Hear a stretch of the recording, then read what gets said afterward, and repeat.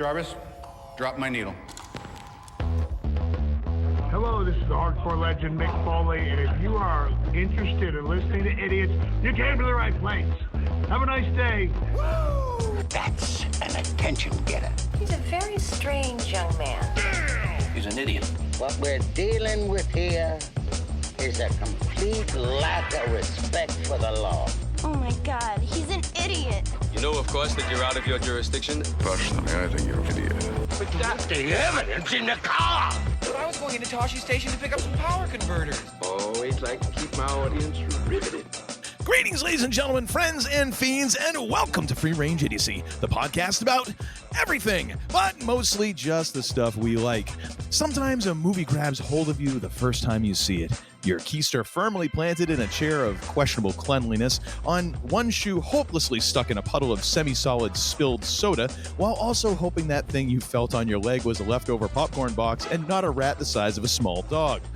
Other times, you don't catch movies until you're in the comfort of your own home, sitting on a chair of questionable cleanliness, but with much more affordable snacks. We're dialing the Wayback Machine back to the halcyon days of 2004, when the Red Sox were winning a World Series, cell phones still had buttons, and we had no idea the absolute shit show we'd be in for in a few short years. That's right, it's the year in movies 2004 for this episode 140. I am your Uncle Todd, and with me, as always, is the man who once applied for a job as a movie usher solely to get the flashlight. He has been my partner in Idiocy for over 2 decades and has busted up more necking sessions than the average camp counselor. I give you the man they call Tim. Greetings and salutations, my friend. How are you? You know, been better, been worse. What you gonna do? The dumpster still burning? Oh, the dumpster's still burning bright, baby. Let me tell you, it's like an eternal flame at this point. Gosh. It's kind of a purplish hue, somewhere between like propane and something out of Big Trouble in Little China. That's, you know, any day Egg Shen is going to come by and pay his respects. That's how Ladies and gentlemen, Uncle Todd's property is now basically Mordor in the middle of the greater Saco area. So. You know, it kind of is actually. It's cozy. It's cozy. And what's really amazing is our property value has gone up. I don't know how that works, but you know, I need money. Whatever. Hey, we'll take it. And how are you doing, sir? I'm doing splendidly. I know. And after our last episode, I just want everyone to know that the man they call Tim is starting this episode out sober as a judge. Well, actually, that might not be a judge. That might not be the best way to go. I'm sure there are some judges out there who are getting loaded before going into court. I was going to say.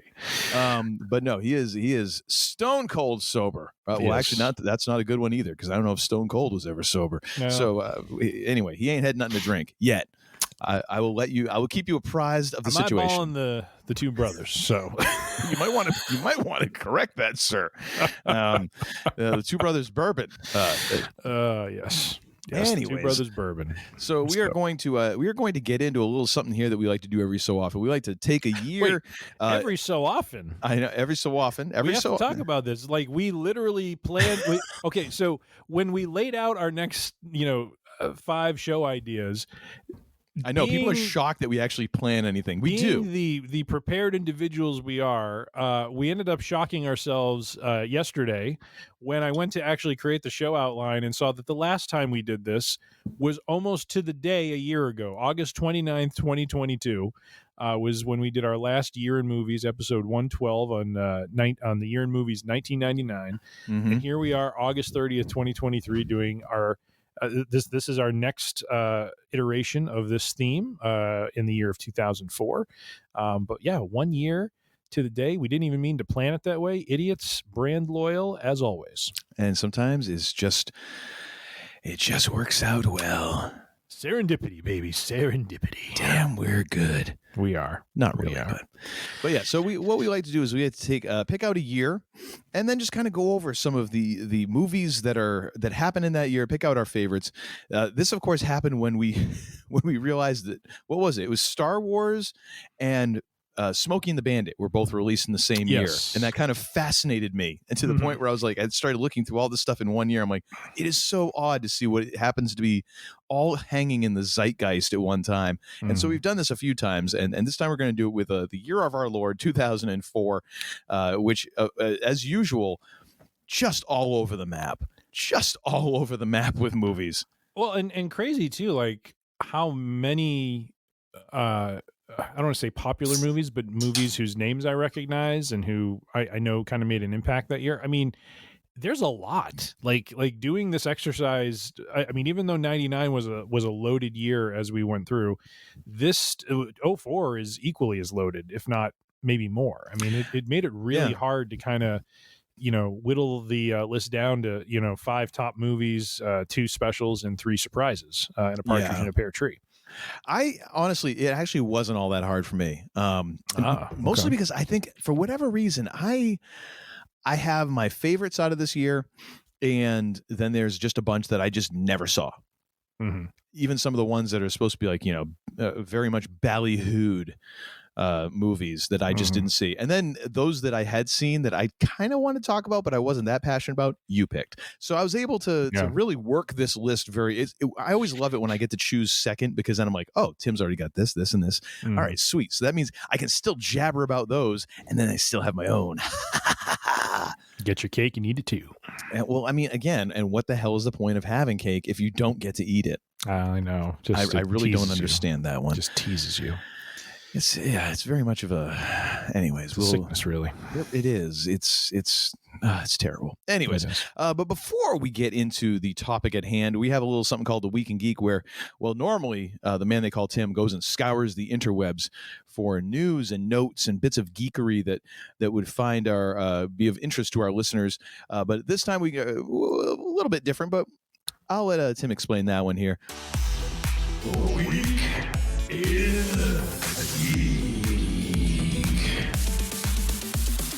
Feels so funky. What do we got in this episode? Our Week in Geek, my friend, will kick off with last Wednesday's debut of Ahsoka. I was going to say seasons. Sorry, Ahsoka episodes 1 and 2.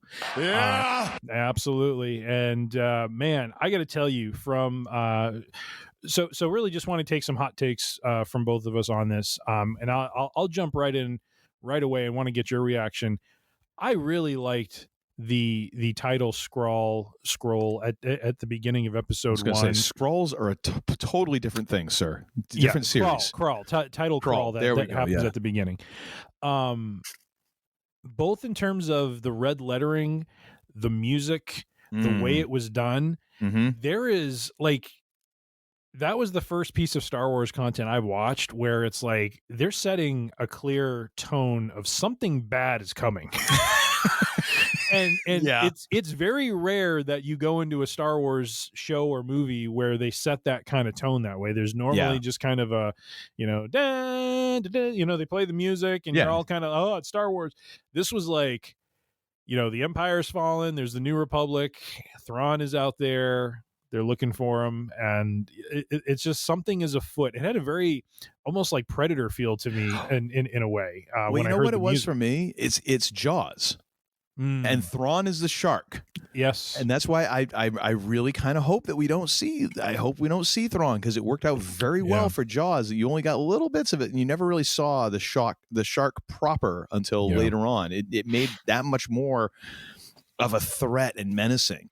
Yeah. And so, I mean, they might as well have just overlaid, but I mean, it would have been about the same. Yeah.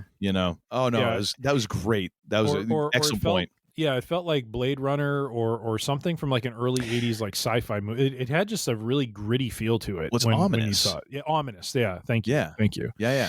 So I'll already digging that. I really enjoyed the first 2. I thought they did a great job of, kind of in a way it's reintroducing, all the Rebels characters in their own way, and, kind of setting the tone for what's currently going on, and, diving right into really, kind of revealing, I don't know if I call it groundbreaking, but I mean, it is certainly different, that kind of the big thing, spoilers here that gets revealed is there is a star map that basically shows that there is another galaxy out there, and that is different for Star Wars. Star Wars has always been in one galaxy, and this opens up a number of possibilities, because not only is it about getting Thrawn back, but it's also about understanding too, what it seems like there have been beings from that other galaxy that have arrived at this one and left things behind in it. So meaning that they probably have Force abilities as well. I'm wondering if this is where they're going to somehow explain Thrawn, coming back, if he has the Salamari lizards that have the Force negating ability. It now provides a reason of, I've been in this other place and they have them and this galaxy doesn't.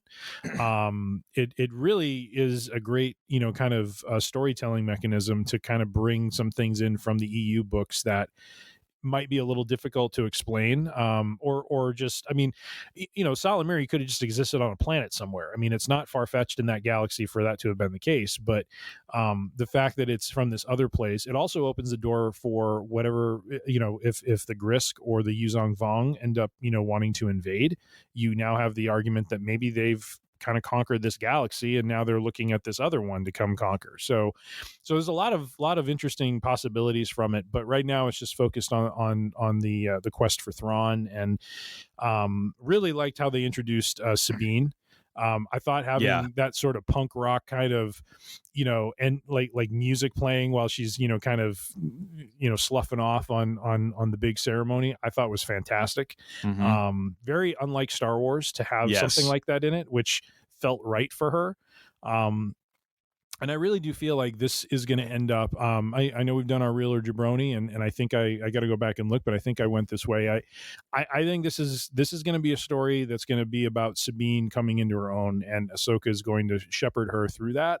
And maybe by the end of it, Ahsoka will have, kind of met her end, but it definitely seems like Sabine is that Luke character, and she's kind of finding her way right now. And so, definitely, kind of getting her on the path in these first two, with Ahsoka, guiding her or trying to guide her. And then absolutely love Balin Scroll and Hati or Sati, I forget her name. I can't remember his apprentice. I mean, very menacing, not getting into, really this idea of like Jedi mercenaries almost is kind of a really interesting concept. Yeah, there's menace, but there's also this distance, because when the I forget what her name is, the woman that Ahsoka took prisoner. Lady Morgan. Yeah, that she's hired them, obviously, and those two have a certain menace to them, but at the same time, they're very much like, okay, that's what you want to do. Yep. Sure, that's a good idea. All right, whatever. You're writing the checks, right? Oh, and it does kind of feed into that very much a mercenary thing, which is very different. It's walking that line between kind of to me, it's a new shading of villain between some of the archetypes that we've seen. I am excited for that, because they do hold a certain weight on screen. Yeah. And almost instantly, and you just buy it. At least I did. Absolutely. I enjoyed as well the let me just pulling up the Real and Jabroni here for a minute, because I had the two names. Where is it? Yeah, Balin Skoll and Shin Hati. That's who it was. Balin Skoll and Shin Hati. You were right. It was Skoll and Hati. Yeah, I got it screwed up. I think it said Sadi or something like that. I don't know. Anyways, but the other thing I liked was connecting Morgan Elsbeth to the Night Witches of Dathomir. Yeah, that was a great connection there. So she's got a little of that in her, and so gives her some depth, and there's some implication around that. So overall, just first two episodes, great job table setting for what's to come. I know 3 came out. We're recording Wednesday night, August 30th. I know the episode 3 came out last night. I'm too used to them coming out on Wednesday and not Tuesday. Yeah, that messed me up. So yeah, I'm looking forward to episode 3, but just overall, just a great job of just kind of resetting the context of Rebels and really, again, playing on what we've seen in Mando and stuff with, the New Republic is not as solid as they might think, with there being some Imperial sympathizers and people doing, shady deals and that sort of thing. So it's really interesting. And I just like what they've done. The only little thing I have to complain about, if you want to call it that, is I'm still not entirely clear how they know that Thrawn's in another galaxy, because it almost implies that there's been some sort of communication back, and they really haven't explained that yet, but maybe that's to come in these next couple episodes as we end up finding out how they knew he ended up somewhere. Because how would you know to go look for the map? You know what I mean? Like that's the thing. Unless Elsbeth knows something about the Purgles and where the Purgles can go, like she had some foreknowledge. That's the only thing I can think of. But otherwise, I'm curious about how they have this knowledge. So, anyways, those are my hot takes on it. How about you, sir? What's your thoughts? I love it, and to go.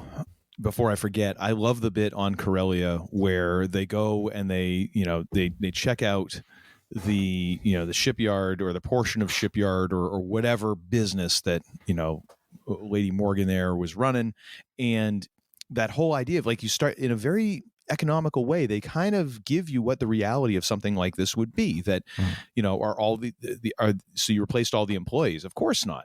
Can't replace everybody. And they're here for a paycheck. Wink, wink, nudge, nudge.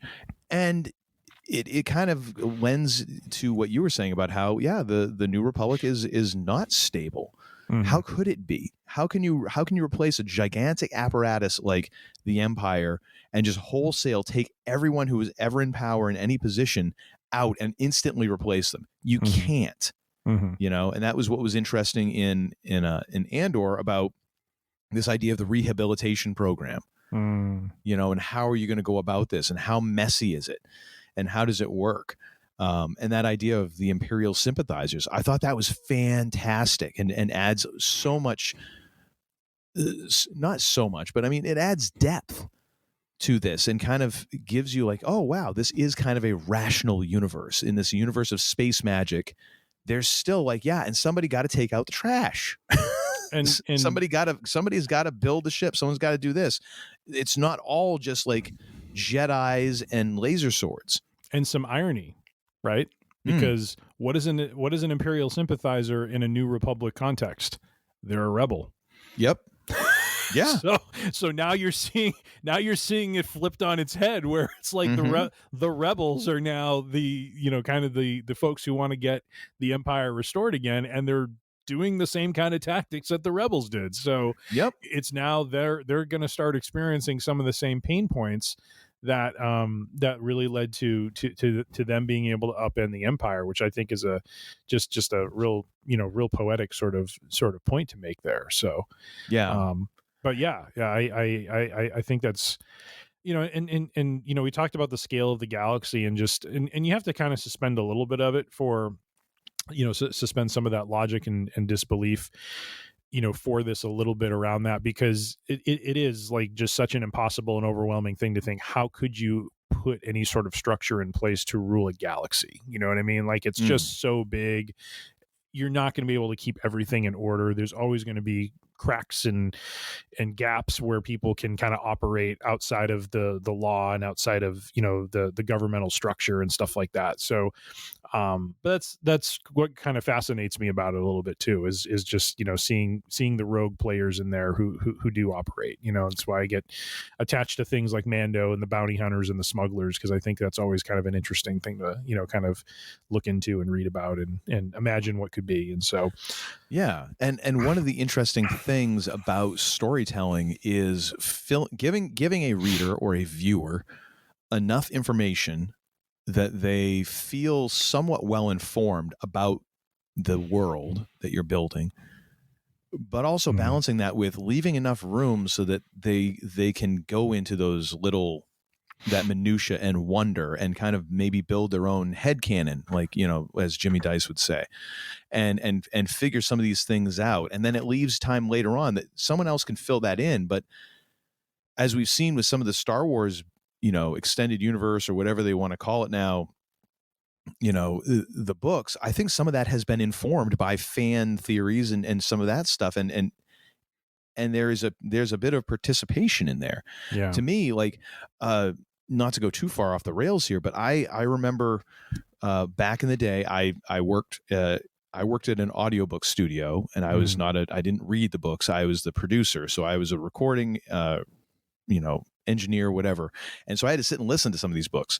And one of the books that I had to listen to and proof and edit was a fantasy book. And this person was all about the world building. And they went into such minute detail about everything that it was like all the juice was wrung out of it. I'm like, this entire world is so dry.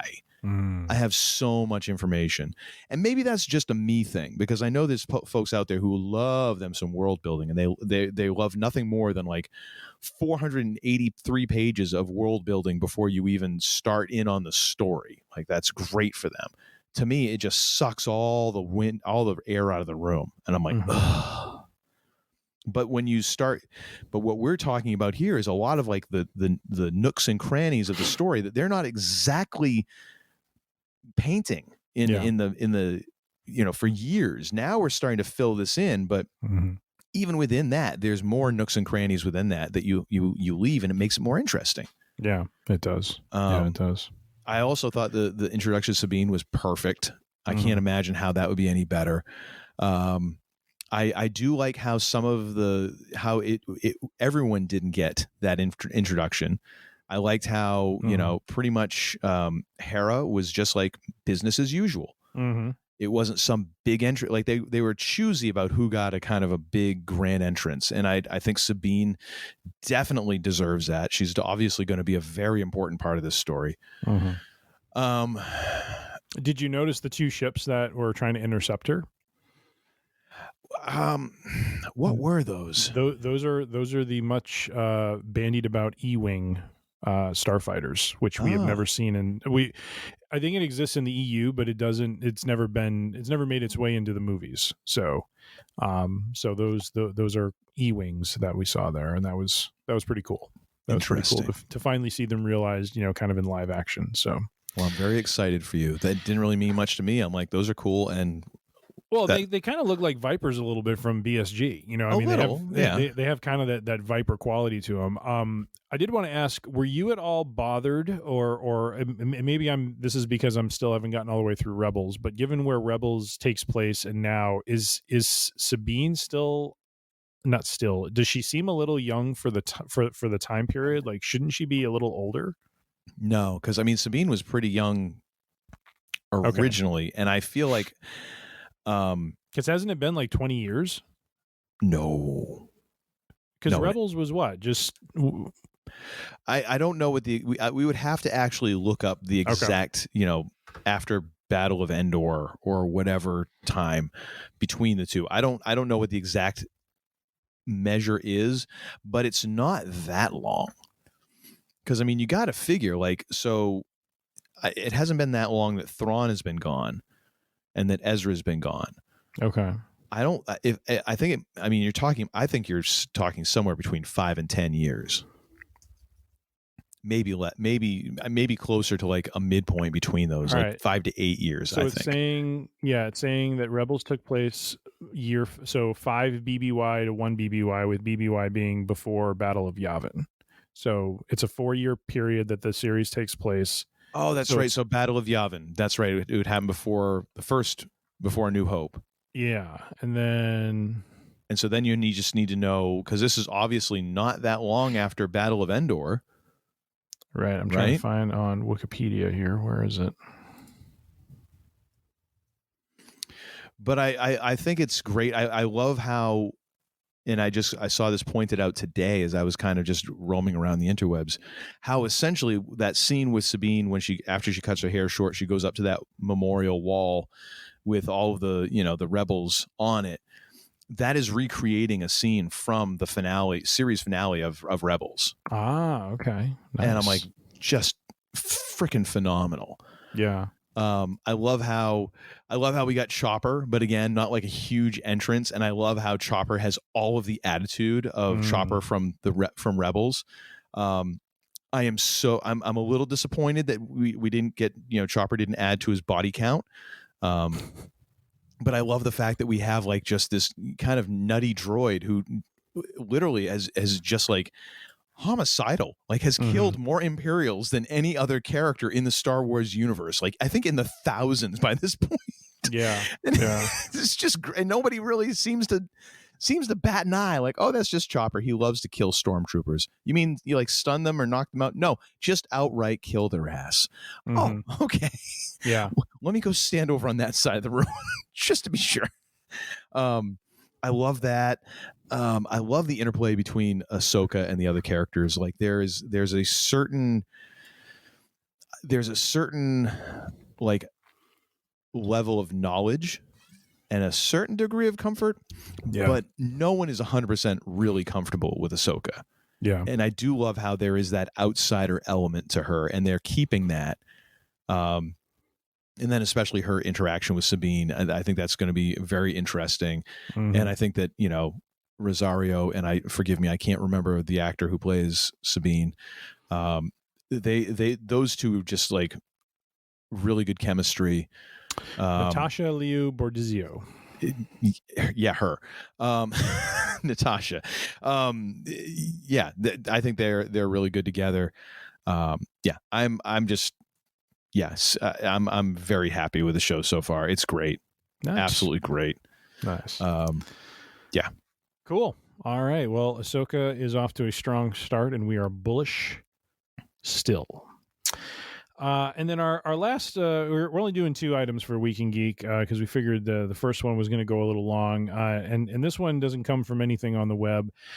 Well, I guess in a way it did come from something on the web, but basically last Thursday evening, August 23rd, I happened upon my usual haunt online for wrestling news, CagesideSeats.com.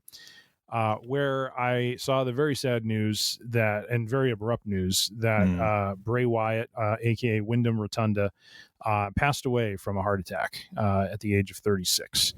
That was super shocking. Fracking terrible, man. Only because I shouldn't say only because. I mean, he leaves behind a wife and kids, so there's a lot more affected than just what he was doing in the wrestling industry. But there was talk of him coming back, and apparently he had been dealing with a life-threatening illness. There wasn't a whole lot of information that was published out to the public on that front, which totally makes sense. That's his business. But I guess what did end up getting communicated later that evening from his family was that apparently he had a bout of COVID, and then he was dealing with apparently some serious heart issues. And it seems like, something happened where he ended up having a heart attack and dying from it. So for those unfamiliar with the Bray Wyatt character, he debuted in WWE. Well, he started out as... Husky Harris, wasn't it? Started out as Husky Harris when they were doing the Nexus gimmick. Yeah, he started in Florida Championship Wrestling in 2009, which was their developmental territory. Then the Nexus was kind of built off of they were trying to do kind of almost like a talent show on Raw as a way of kind of bringing in and showcasing new talent. It went very just went off the rails, and yet they took a lot of that class from that show or what they were trying to do with that and turned them into a faction called the Nexus. He went back to FCW in 2011 through 2012, where he basically created the character of Bray Wyatt, and then spent some time down in what became NXT, developing that. He ended up getting paired up with Luke Harper and Eric Rowan to form the Wyatt family, who very much had like a Devil's Rejects kind of vibe to it. He mixed with like a Cape Fear. Yeah. The De Niro Cape Fear. Exactly. Yeah. And so, and then they made their debut. When did they debut? On May 27th, I think it was 2012. They debuted on Monday Night Raw, where and it was a great debut. I mean, we can try and link it in the show notes. I think it's still out on YouTube. But the Wyatt family debut was one of the most visually sort of impressive, debuts that or just well put together debuts that WWE has done for a faction like that before.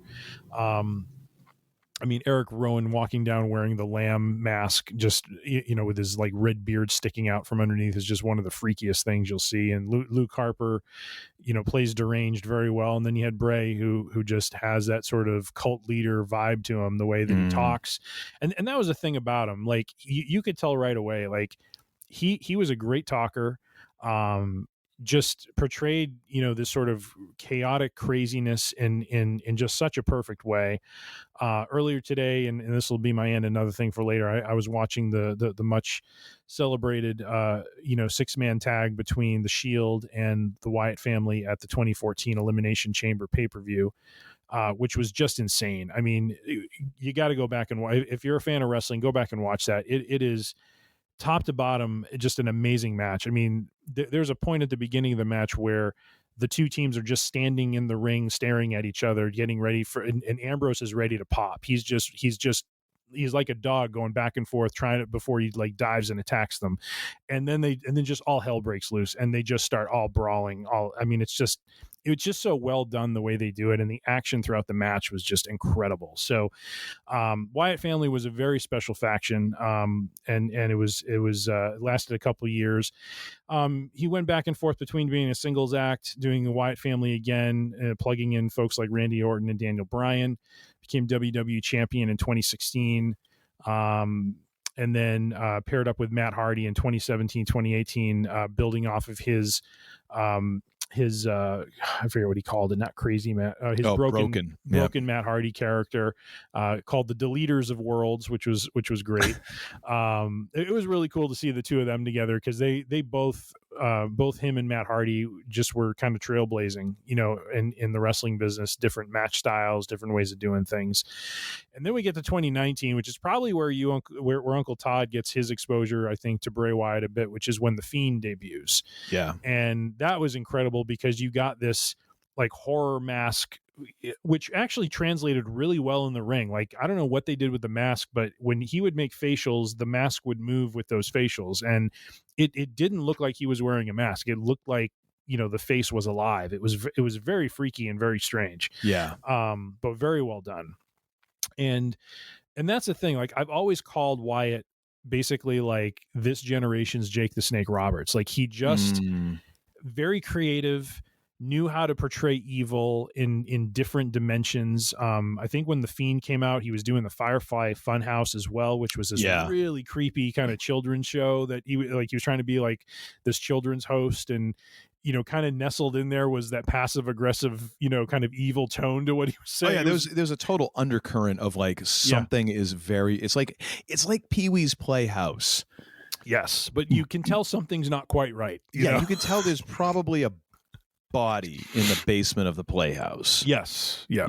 There's a bag of lye in the kitchen and a shovel with fresh dirt on it. There was that. Those were definitely interesting characters. Yep. Yeah. And so he had a great run as The Fiend, became the WWE Universal Champion. Had a great run. I mean, one of the things that was interesting with the Fiend character is everyone who faced him, and I don't know if this was a planned thing or what, but whether it was Daniel Bryan, Seth Rollins, anytime someone faced him, their character kind of never came out of that match the same afterwards. Like with Seth Rollins, I think he was still doing the architect character, and then after he fought the Fiend, then he started to slowly transform into the Seth Rollins character that we see today, where he underwent a change. Daniel Bryan was this vanilla good guy who then turns into this evil environmentalist who is like throwing like looking down on everyone and throwing away his entire fan base that built up and loved him and stuff. And so it just had this really interesting impact across everyone that he would face. And then he faced Goldberg. I think it was in the February of I don't know what year it was. 2020 maybe. I think it was just before COVID hit, and so he drops the title to Goldberg, but remained the Fiend, and then he kind of disappeared for a bit. Came back in 2022 with this Uncle Howdy sort of character. Had a great feud with LA Knight. which again, I think I'll try to, Uncle Todd, shoot you that link. But LA Knight this past Friday's SmackDown was a tribute show in a way to Terry Funk and to Bray Wyatt. We also lost Terry Funk last week. But LA Knight, holy crap, does this guy not just do a great promo, but he basically does a tribute to the man that he faced, or he was the last opponent for Bray Wyatt, because he had his health issue and then he never competed after that before his death. Does this amazing promo paying tribute to him, then downshifts into his feud with The Miz right now, and then closes that promo with a Bray Wyatt line of sorts in tribute to him, all while maintaining his character. I mean, that's not an easy thing to do, especially when you're in his position where, he's growing in prominence. And so hats off to him. But yeah, just Bray Wyatt, an amazing character. I've been babbling a lot. I'm sorry, Uncle Todd. Your thoughts on the character and just what you remember from it. I mean, the thing is, I don't know nearly as much about Bray Wyatt. I've seen bits and pieces. I've sat under the learning tree with the man they call Tim here, learning me up on who Bray Wyatt was. But it was obvious that this guy was incredibly creative and was very different.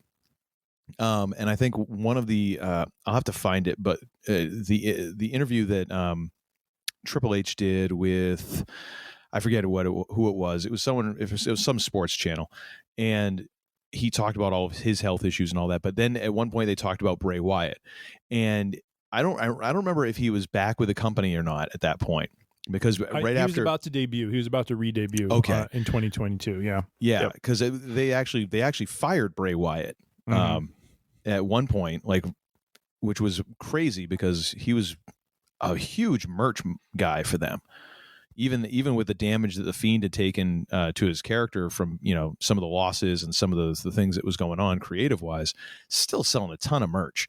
But one of the things that Triple H, Paul Levesque had mentioned is how creative Bray Wyatt is, but also the other side of that is you have to kind of filter. Because he could be one of those guys who you say, no, I really don't like that idea, and then later that day he comes back with 20 more ideas. And you're like, okay, well, wait a minute. You have to pick one. And he's like, no, I can do all of them. Right. And it's he's so incredibly creative. I think he even might have said one of the most creative people he's ever worked with. And that was obvious. And and it's obviously, I mean, it's a terrible, terrible loss, for his family and his friends. I mean, that just goes without saying. And I mean, it's not like we're that old, but man, 36, man, that's way too early.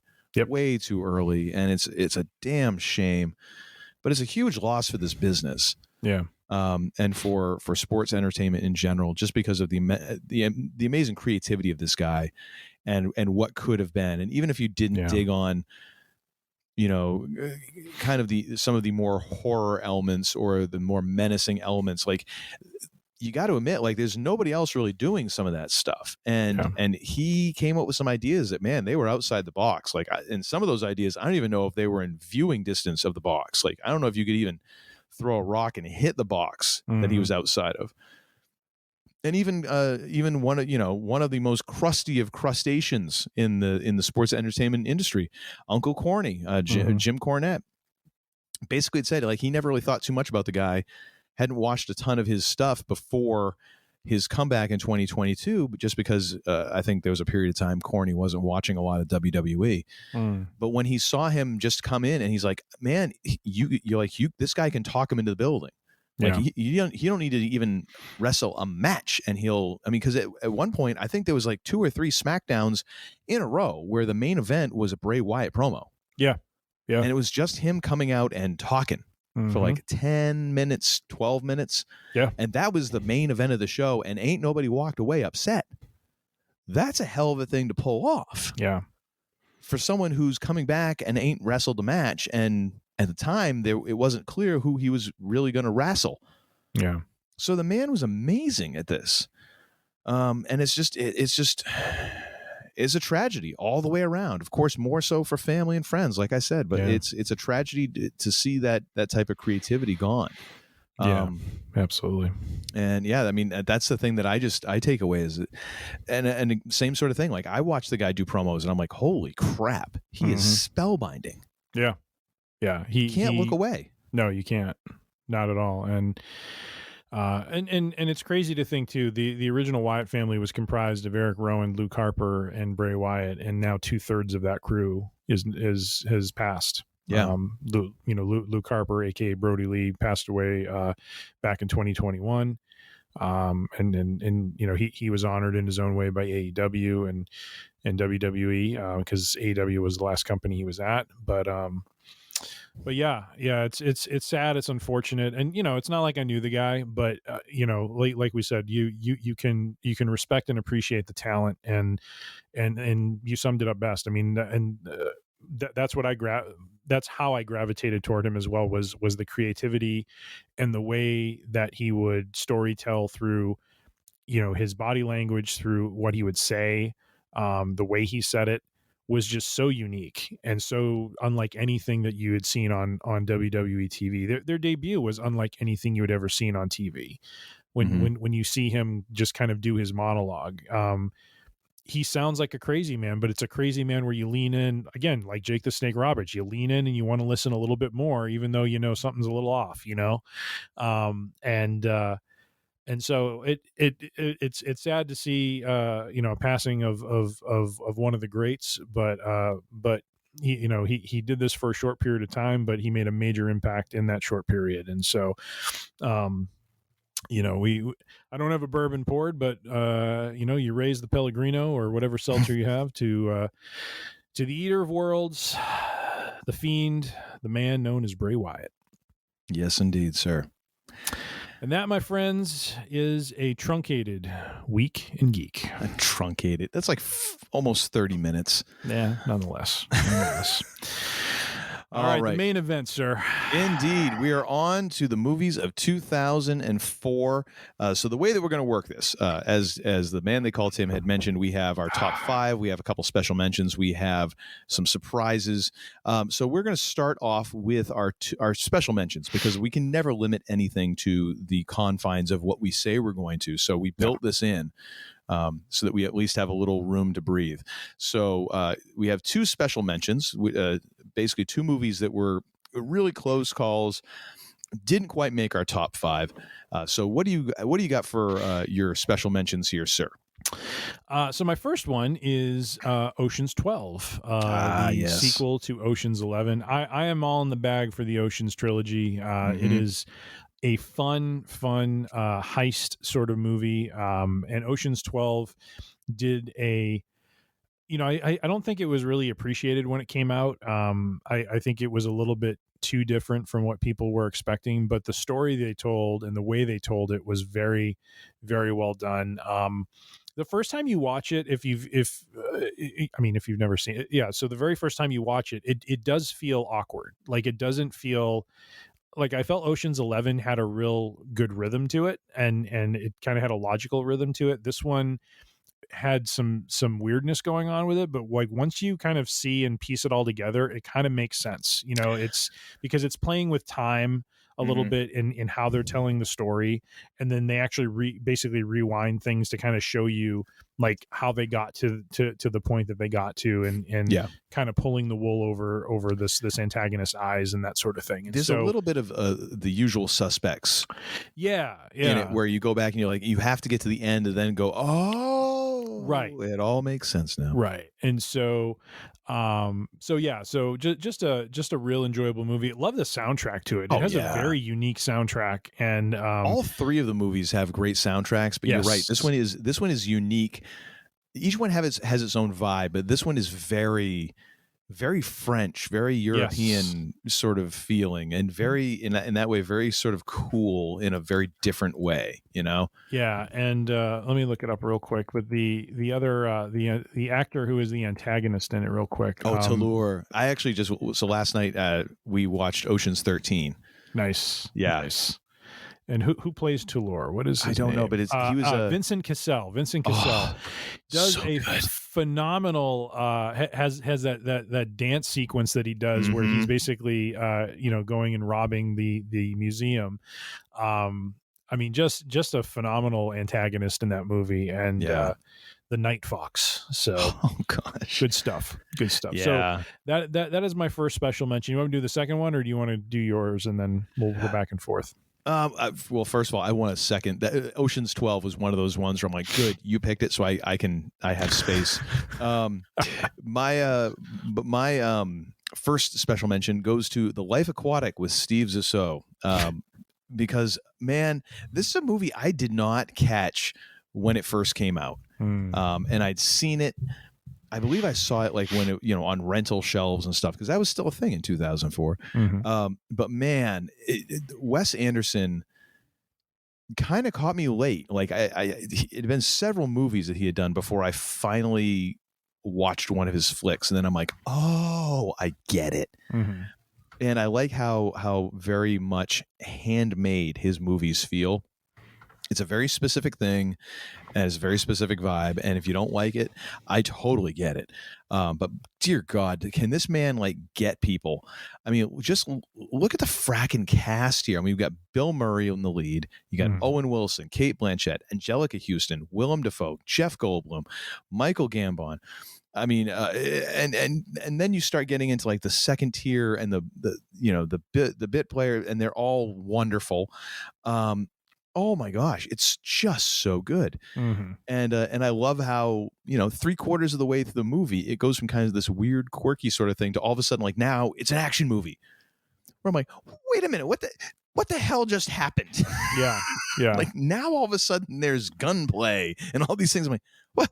Wait a minute, I was not prepared for this. Yeah. It's just it's so amazingly bizarre that I love it. And I watched it, and then I was like, oh, I totally need to own this. And I have this on DVD, and have watched it many times, and it's great. And there's it's one of those movies where I'm like, it has to be when like there's no one around, or I know I have a television that no one is going to bother me, because no one else wants to watch this with me. Yeah. My wife has no interest in this. My daughter has no interest in this. It's just me. Even the cat doesn't care. So like I have to watch this movie by myself. Nice. But a phenomenal flick. But again, very much an acquired taste. If you're like, I don't like Wes Anderson movies, then just don't bother. Yeah. Go find something else. Yeah. My second one is but before we move on from that, I never seen it, so I have no comment on it. Alrighty then. I remember seeing the trailer, and it just seemed kind of like an odd movie. But it was one of those movies I always had an intention to watch.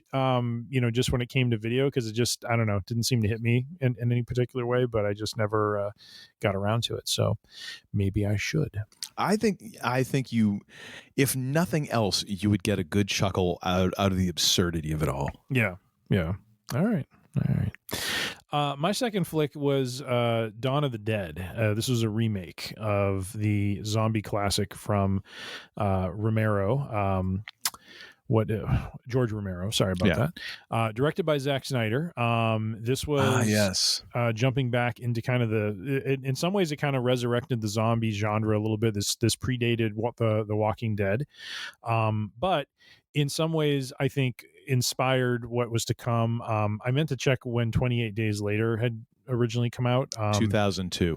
Okay, so in some ways, I think it took from 28 Days Later a little bit, because in this movie, the zombies are way more active and are much faster than the lumbering ones from prior George Romero movies. And so, really, what kind of sucked me into this one was originally the trailer. The trailer was really well done.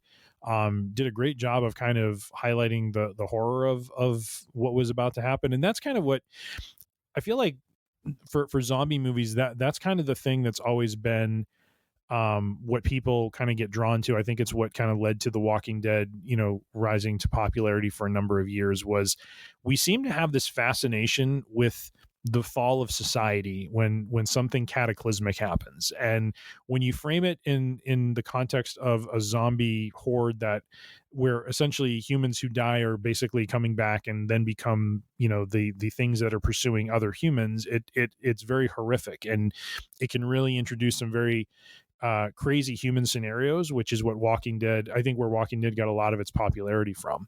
And so Dawn of the Dead plays on this somewhat, where you start to see the beginning of the zombie invasion, where Sarah Polley, who plays the main female lead, her husband ends up turning into a zombie after getting bit by a neighbor child. And then what's interesting is that whole sequence that plays in the beginning where she flees the house from her husband, jumps in her car and goes, is just it's amazing, like 10-minute montage of just chaos.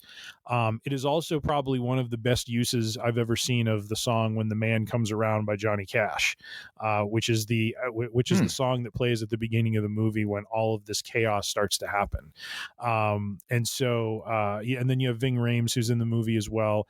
Really, Dawn of the Dead, where it originally got its charm from, if you will, was when Romero first did it. It's all about the survivors kind of congregating in a mall, and it's almost like, in a way, kind of his statement on commercialism and kind of how do you put it, just the excesses that happened in the 80s a little bit. I think he kind of played off of those themes through using the mall as just the setting of their safe place, but ultimately doesn't end up being that. And so it was a really fascinating film. I'm not someone who's a horror junkie or into zombie stuff, but it for some reason, the way Zack Snyder did this made it palatable to see, and he did a great job of not just playing upon the violence and gore and all that sort of stuff, but just the horror of some sort of, like, if this were to really happen, you could kind of almost see yourself placed as an observer in the middle of it all, like, oh, this is really kind of freaky and crazy. And so just did a really good job with that, and then a lot of the characters were really well done. So overall, it was just in some ways a surprise, but in a lot of ways was just a favorite of mine from 2004. Very nice. And what is also, your number two? Before that, I just want to note that also coming out in 2004, Shaun of the Dead. Oh, that's right. Yes. Which is kind of interesting that those two would happen to collide in the same year. Yeah. And I've not seen either one of these movies. I think I've seen a couple clips from Shaun of the Dead. But I find it interesting, as someone explained to me, that like the zombie apocalypse is happening, but everyone's just kind of too polite to talk about it. Yeah. Or that people just because they're just so busy in their lives, they don't notice. Mm-hmm. Which I'm like, that's an interesting thought. It is. But my other kind of extra pick here, or bonus pick, special mention, would be Anchorman: The Legend of Ron Burgundy. Man, oh my gosh, what a fun frackin' flick this is. I mean, I would say I'm probably 50-50 on Will Ferrell movies, because let's face it, 90% of the time he's just playing a giant man, an overgrown man child. Mm-hmm. That's his thing. But it works here, and it works also because of the cast. My gosh. I mean, this is a loaded cast. Holy crap. Yeah. I mean, Will Ferrell, Christina Applegate, who is amazing in this flick, Paul fracking Rudd, Steve Carell, David Kochner, Fred Willard. I mean, Catherine Hahn, ladies and gentlemen, Fred Armisen, Seth Rogen, Danny Trejo. And one of my favorite things where he ducks into the phone booth or whatever, or the bathroom, comes out, and he's like, he cleans up good. I mean, just so many great lines and quotable bits from this, and just the idea of like the 70s Anchorman, and even the voiceover at the beginning, the suit's so fine they made Sinatra look like a hobo. It's so bloody over the top that, like, how do you not love this? And it doesn't hurt that it is so utterly quotable, and it's one of those movies that I don't know that they make, or maybe I'm just missing them, but I don't remember as many quotable movies in the last, like, 10 years or so. Yeah. Again, maybe I've missed them, and I could probably go and point out the error of my own ways. But this movie is so highly quotable, is just great, is fan-fracking-tastic on all counts. Especially the news team fight scene. Oh yeah. And Steve Carell just running around with a hand grenade, and then afterwards wow, that really escalated quickly. And I killed a guy with a trident. It's like, oh my gosh. Well, the names are great, like Ron Burgundy, yes, Rick Tamlin, Ryan Fantana, Champ Kind. Yeah. This is Veronica Corningstone. Veronica Corningstone. I mean, what was the name of the cologne that Paul Rudd uses? Sex Panther. There we go. That was hysterical. It was like 60% of the time. It works every time. That makes no sense. It's got real chunks of Panther in it. Oh my gosh. That was too funny. Yeah, no, that flick is just lovely. It is a delight. It is. All right, now we get into our top 5 proper. Sir, yes. What have you got sitting in the number 5 spot? For number 5 is the Polar Express. I was actually surprised to see this in 2004. I, for some reason, thought it came out maybe later than that, but this has become an all-time classic in our house for the Christmas season. Even with our boys grown, it is a movie we like to watch together as a family. It's just one of those magical movies, that just kind of whisks you away to kind of a different place, and you just kind of have a different take on the Christmas story and the idea of the magic of Christmas. And as a parent too, like when our boys were little, is when we first saw it. And I remember it hit me a little emotionally at the end too. Like just that idea, especially at the end when they talk about when he talks about, even over time, how when his sister, when they both became adults, his sister couldn't hear the bells anymore, but he does, and that idea of never letting that part of yourself go as you get older. And just thinking about my kids, and that sort of thing was just, it's just such a well done movie, well done story, and just an absolute joy to watch. So I had to put this in my number 5 slot because coming out of 2004, this is a classic in our house and is and probably always will be. So I'm going to go with the Polar Express. How about you? Well, first of all, Polar Express is also kind of in our Christmas time rewatch cycle. Yep. And my daughter kind of has always maintained that it's creepy. The animation, it is in a way. I hear you. The animation is at that point where it does start. If it's not in the uncanny valley, it definitely is on the downward slope into it. Yeah. It's trying to be that ultra realistic, and you notice they have not done a lot of this since. Yeah. I don't think anybody is. I think everyone learned from this that the only reason this movie is still around is because, one, Christmas movies tend to have a little bit more leeway because they don't have to live the rest of the year in your viewing rotation or anything like that.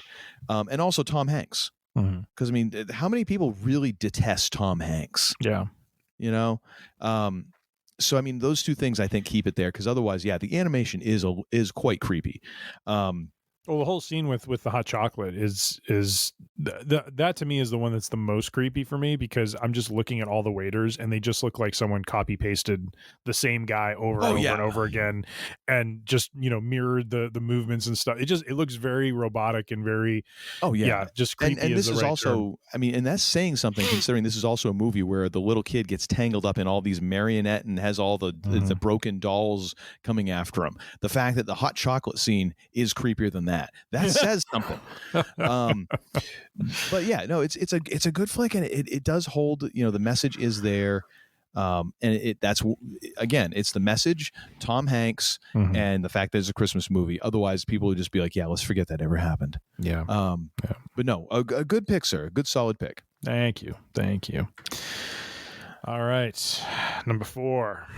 Actually, I didn't do my number 5 yet, sir. Oh, geez, I'm sorry. I was number 5. I was ponying on to your number 5, and unfortunately, I'm going to steal a bit of your thunder with this one. That's number right. 5 for me is Kill Bill Volume 2. Just when you thought that there wasn't enough death and vengeance and gunplay and swordplay in Kill Bill Volume 1, Now we get to Kill Bill Volume 2, which to me, out of the two, it's weird. Like it's almost how some people consider like Godfather Part 2 to be superior to Godfather 1. But you can't get there without the first one. I consider Kill Bill Volume 2 to actually be superior, mostly because the entire Hattori Hanzo scene, or what is it? That chapter is called like The Man from Okinawa, I think. That entire scene from the moment that Uma Thurman's character walks into the sushi bar until she then goes to see Bill is one of the most masterful segments of a movie that I've ever seen from Tarantino. And that's saying something, because the man knows how to write and he knows how to direct. Whether you like his style or not, Quentin Tarantino can direct the bloody spit out of a movie. And so poignant and beautiful and just heartbreaking in a way. And in so many different ways. It's that I just love that. And then also, of course, all the flashbacks to Uma Thurman's training with what's his face. Oh gosh, I can't remember. Pai Mei. Yes, and the 5-point palm exploding heart technique. Yes, and then just a final confrontation with Bill, is just amazing. All of it. And really manages to create, even out of this total bastard of a guy, like at the end of the flick, you kind of feel bad for this guy in a weird way, even though he's getting his comeuppance and you've been rooting for that comeuppance. At the very last moment, you're like, but then you're like, but you know what? He deserves it, and that's the way to go. No, it's a flippin' phenomenal movie, and again, I love Kill Bill together as a cohesive 1-2 punch, just because there's something about just an unrepentant, just revenge tale, not trying to like gussy it up in any way. Like, nope, she got done wrong, and now everybody gonna die. I love it, and I think Uma Thurman just puts so much into this character and is such a badass in both of these movies, but especially in this movie. I think in this movie, especially the second chapter, because there's a bit more emotional range. And there's a lot more for her to kind of work with in this one. But no, just great flick. Great flick. Volume 1 feels like it's almost like the I don't want to say the gore fest, but it's kind of like the more violent. It's the action flick. Yeah. It's the action flick of the two. The first one's fighting. The action flick, and the second one is the drama. Yeah, more fighting, more slaying, more killing. The second one is paced much differently, and you get more backstory. You get, you still get the fighting, but it's not as much, and it's more purposeful. Yeah. Now, of course, Volume 1 has the battle with the Crazy 88, which is, that which is bat spit insane. It is absolutely bat spit insane. It is, and pulls the old trick of like flashing into black and white to basically disguise the blood and to downplay it, because otherwise, I mean, I can barely sit through that as it is. Yeah. But then actually, when you think about the other aspects of that, there's some very brutal violence, but there's also like the second part of that with Oren Ishii, just the sword fight between the two of them. That is, again, it's another scene where you're like, it's gorgeous. Yeah. Oh yeah. It's a beautiful visual scene. Everything about it. But that's what I think is so interesting with both of these flicks is just the juxtaposition of so much violence and also some weird kookiness, but with extraordinary beauty in other areas. Yeah, it's which, I mean, honestly, is kind of where Tarantino has come to as a filmmaker. Once you get past, like, even in Pulp Fiction, there's some beautiful moments there. Some very nice visual moments, but then as he's gone on, and you get like, even the Hateful Eight, Django, what else am I thinking of? I can't remember. But I mean, some of his later flicks here have been like some very beautiful, like scenic shots and just things that are like, wow, it's such a lush scenery and just a gorgeous scene. And then all of a sudden you're back into like, oh dear God. Yeah. That person just got beaten to death with a hammer. And then you're on to another beautiful scene. You're like, oh, and it kind of makes you forget that. You're like, you're really messing with me here, man. Yeah. But no, just such a great movie and so well done and so uniquely Tarantino. Like, absolutely. Ain't nobody else making this movie. It's very much like when you watch a Scorsese movie. Ain't nobody else making a Scorsese movie. Yeah. Yeah, and to that point, I mean, I agree with everything you've said. I mean, the attention to detail to the little things, like the entire fight with Elle in Bud's trailer, and the way that you see the desperation in Elle, who's trying to be the one who replaces her, and she can't quite close the deal and ends up, totally blind at the end of it, as she was, trying to basically vanquish, the Black Mamba and ends up, most likely, as we saw, probably dying at the hands of one. So more than likely. The other, detail that I don't know why this stuck with me the way that it did, but the attention to detail that Tarantino has just stylistically to certain things, the entire conversation that she has with Esteban Viejo. Oh, yes. Just watching, and credit to, I think his name is Michael Lewis, the actor who plays him. No, it's Michael Park, I believe. Oh, Michael Park, I'm sorry. But credit to him, too, the way he plays him. Like, it's just the little things, the way he's sitting there holding his cigarette. And she's asking him, like, where's Bill? And he's like, where's Bill? Oh, wait a minute. No, I think I'm getting. Am I getting? What's that? I'm trying to. Where is Esteban? You're right. It's Michael Parks. Oh wait, is the Battle with the Crazy 88 in this movie? No. 88's in part 1. This is part 2. Okay, so they basically have the cast and crew for volume 1 and 2 listed for under volume 2. So I'm trying to find where Esteban is. But yes, Oh, so good. Yeah. I mean, disturbing too, because he is this pimp character who treats the women very poorly, but just the conversation that he has with her was just stylistically so, I don't know, unique, and I just remember watching it, like it was just so cool to see, and he's basically giving her this whole like spiel and then telling her where Bill is and that sort of thing. And, and then of course the whole back and forth that she has with Bill is really well done.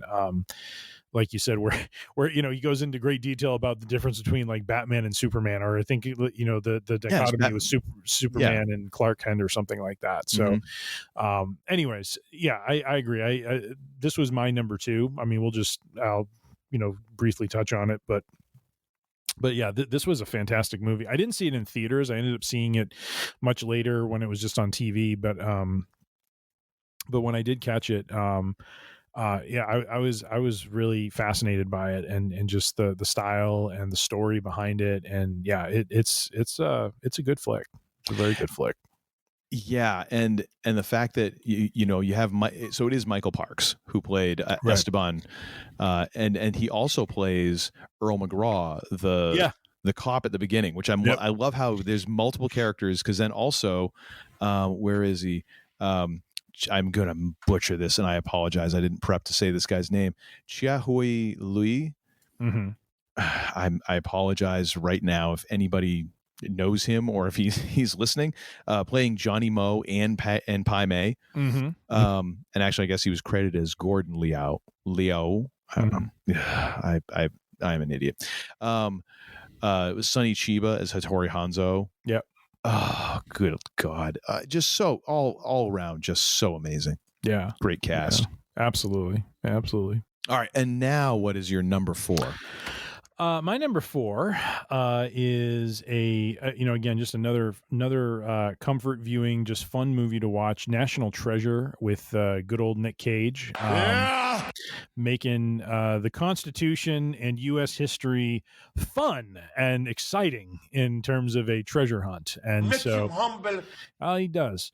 And I just again, it's a movie I didn't see when it was out in theaters. I saw it after the fact, but when I did see it and then got to rewatch it a few more times with my sons, I just really enjoy it. I mean, it's such a fun story. It does it takes the whole treasure hunting sort of concept and adds a dimension of action and fun and history into it, which I thought was really, really well done. Like there's real history they're drawing from. It gets into some of the more conspiratorial, sort of thoughts around, the Masons and all this sort of stuff. But it is a fun flick to watch, and the characters are fantastic. I mean, for being an action movie, it's never like you're concerned about any of the characters really losing their lives, even though they try to portray some of that toward the end. But it's not about that. It's just it's about the hunt and the clues and getting to that final treasure and that sort of thing. And so it was just a really a fun movie, a joy to watch, and just one of those movies that comfort viewing is the only way I can put it. It's a movie you can just plop down, or if you happen to see it on TV and catch it in the middle of an airing, you just watch it to the end because you just enjoy it. And it is cinematic meatloaf. There it is. Ba-bam. So that is my number 4. Any thoughts on it? Or well, this is actually my number 3, so I want to chime in a little bit here because it's Indiana Jones 2.0. It is the egghead who also happens to, with his background, be kind of able to handle himself in an action sense. Yeah. And I love the opening of the movie where you get the young Benjamin Gates with his father, Christopher fracking Plummer. Yes. With a great, just probably half a day of work, and just comes in and just slays. It's great. And I almost feel like that his disdain of John Voight is actual palpably real, which I enjoy. But the whole thing, and then they totally pull an Indiana Jones and Last Crusade moment when you see young Benjamin Gates, and then it just jump cuts right to present day Benjamin Gates, almost like when young Indiana gets a hat put on him, and then old Indiana, see the hat come up, and there he is on the ship, getting the crap kicked out of him. But that whole thing, it sets up the movie in such a great visual way that just pulls you in. They just did such a great job. You're in within the first 5 minutes of the movie. Yeah. And that's the thing. Some movies take a little bit longer to go, but with this type of movie, infamously, Harrison Ford told, Mark Hamill about Star Wars, hey kid, it's not that kind of movie. If people are thinking about your hair or continuity, we're in big trouble. Same sort of thing. You just have to buy the premise. You have to set it up. And if people buy that, you got them. Yeah. And then you can kind of do whatever you want. Sean Bean plays a great antagonist. Oh yeah. And doesn't get killed. Good for him. No. Good for him. He just gets arrested. In Boston, no less. In Boston. But yeah, and the characters are great. Again, they don't need to be the deepest of all, but they treat each one with a certain degree of respect. They give them all a little bit of space. They don't treat any like a complete cardboard cutout. Each one gets enough screen time and moments and attention that you're like, okay, I buy that is a fully fledged movie character. You buy them. They have some sort of weight on screen. Yeah. I love that. And it's just fun. It's just a fun flick to go through. And, we've watched this movie and National Treasure 2 approximately 1 billion times in my house. Yeah. Because after my daughter got introduced to it, she was just like, this is great. And I'm like, yes, I've done well as a parent. And then when they had the National Treasure series on Disney Plus, the disgust that my daughter had for it, just because she's like, it's not as good as the movie. Yeah. I was like, yes. There we go. Get that snark. Let the snark flow through you. I thought I read they were supposed to come out with a third one, and it just never materialized. It has been in developmental hell. However, apparently the rumor around the campfire was that it is now booting into production.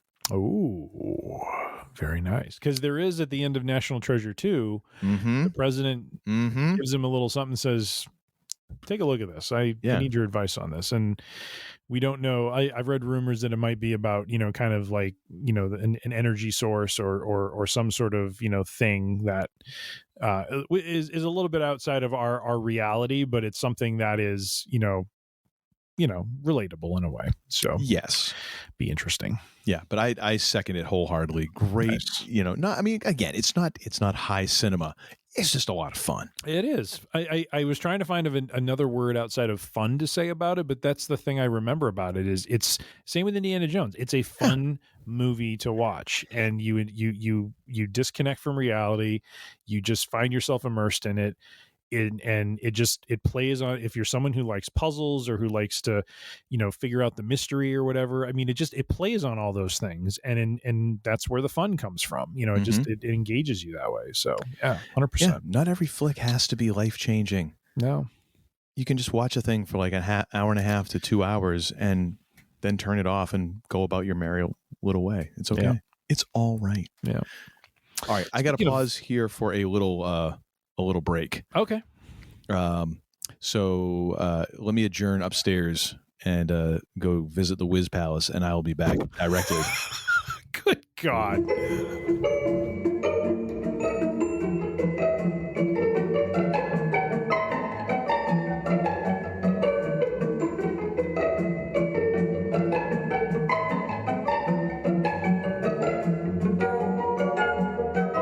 All right. Where was we?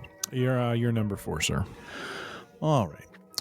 So number 4 for me would be Ray. Of course, that is the Jamie Foxx vehicle detailing the life of Ray Charles. What do you say about Jamie Foxx in this flick? I don't know who else could have done a better job. I think it's amazing. And I don't have a ton to say about this. I just think, obviously his performance was incredible. The music was amazing, but of course, that's because, there's a reason why they called Ray Charles the genius.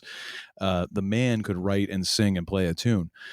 And then just all the supporting cast and just going through this man's life and just fitting all that into the flick. I really felt like, man, it told a great story, and really I felt it just did credit to the man who they're talking about.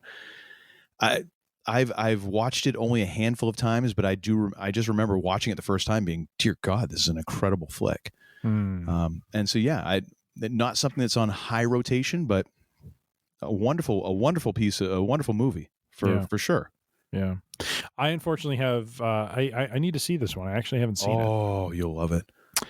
But yeah, I remember hearing great things about it. Didn't he win an Oscar, I believe? I want to say that he did. Yeah, I think he, let's see here. Won 2 Oscars. I clicked the button. Why isn't it telling me? Yeah, I know. IMDb has gone a little bit weird with some of their formatting because it used to be this performance by an actor. Okay. Yeah, it used to be real easy to find some of that stuff, and now I'm like, meh. Mm-hmm. Interesting. But nice. All right. What do you got for your, what is this, number 3? I'm not going to drink any effing Merlot, baby. Gosh. Paul Giamatti, ladies and gentlemen. I really struggled with whether to put this to number 1. This is one of these movies, really? and tell me if you have ever had this sort of experience or not, but and maybe it doesn't have to be in an airplane, but I saw this movie for the first time in an airplane when I was flying for a business trip, and it was pretty much the entertainment going from New Hampshire to Chicago to California. I had no idea what to expect from it, and it became like it hit me in such a way where it was like, this is a really deep and interesting story. And it was like an unforgettable sort of thing, to the point where, like, after I saw it, I'm like, that is now one of my, like, I don't mean to say one of my favorite movies, but it's a movie that I will again, if it's on in any way, shape, or form, I will watch it from wherever I see it to the end, because it is just such a well done story about two friends and their journey over the course of a weekend. And one of the friends who is just, I got to look up the cast here because I'm going to get the names wrong, but Paul Giamatti is just phenomenal. Oh, Thomas Hayden Church. Yes, I was gonna say I knew the Thomas Hayden, and I'm like, there's something after that. I mean, the whole Miles and Jack dynamic is just the perfect like kind of odd couple take, and then when you layer in the complications that rise up because of Jack's behavior. Miles trying to, he's clearly one of those characters where he's at midlife, doesn't feel like he's achieved much, trying to find his niche, trying to find his place, and then he finds Maya through Jack's tomfoolery, and starts to find himself a bit, and it was just interesting, just some of the stylistic ways that they kind of showed that, like there's this whole scene where she and he go to kind of a market, and they're just spending time together, and you for the first time see this character who has largely been pathetic and very kind of just feels like a loser and just kind of down and out, and now he's got this confidence about him. He's much different, and so the way that it was just portrayed was just so well done. Sandra Oh was amazing in this. And then so just overall, I mean, not a greatest of all time sort of movie, but a movie that, I don't know, just struck a chord with me emotionally. I love the wine stuff that they get into. I mean, the whole wine tasting scene was hysterical, especially when Giamatti's like tasting this wine, and he like puts his like fingers to his ear like he's in a recording studio as he's trying to suss out what all the flavors are that he's tasting and smelling. And I mean, it's so ludicrous, but it's like you just love that about the character. He's like such a nut about this stuff. Oh yeah. And so anyway, so it was just it's become kind of like, again, comfort viewing and just one of those buddy flicks where you just find yourself just kind of engrossed in it, and it's just so well done. So Sideways, I would highly recommend that as a number 3. Yeah, there are those flicks that come along at a certain point in your life sometimes that just resonate. Yeah. And then you remember where you are. Like, you can't ever forget that. You know what I mean? It's crazy.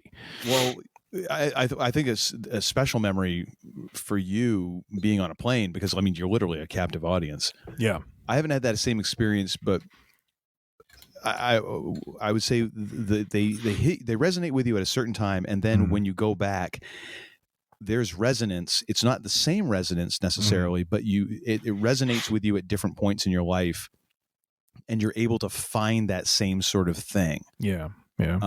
Oddly enough, I feel a little bit the same way about Clerks 2, which is odd that like a sequel to like this indie flick would have a resonance. But there is a certain, when I saw that at that time in my life, I'm like, wow, okay, this is weird. Like there's stuff here that that is not in my too distant past, and just some of the things. And as I've watched it afterwards, I'm like, wow, okay. And now different perspective comes in, and but it's still there. Like it's a resonance, but it's a different type of resonance. Yeah. And I think that's interesting when a movie can kind of almost grow with you in a certain way. Yeah. And they're few and far between, which makes them kind of special. So that's cool. Absolutely. What's your number 3? Well, this one's going to be real easy. National Treasure. So kind of enough said about that one. Let's move on to your number 2, which is Kill Bill Volume 2. So enough about that one. Sweet. We managed to breeze through those real quick. Oh, my gosh. We're both getting tired, too, I think. I gotta go to bed. Oh my gosh. You've got an hour on me, sir. Calm down. Buck up, camper. Man. Buck up. All right, which brings me to my number 2, which I'm going to go with. We mentioned, I kind of threw out the name Scorsese earlier. The Aviator. And it's interesting because earlier today on Reddit, in between sets at the gym, I find myself going on Reddit because it's one of those things where I'm like, I've got like a minute and a half that I kind of need to kill before my next set to rest up. So let me go read some, one quick thing on Reddit, and then it keeps me from diving too deeply into it. But there was one thread that I almost read this entire thread in between sets while I was at the gym. And they were talking about Casino, and if that is like peak Scorsese.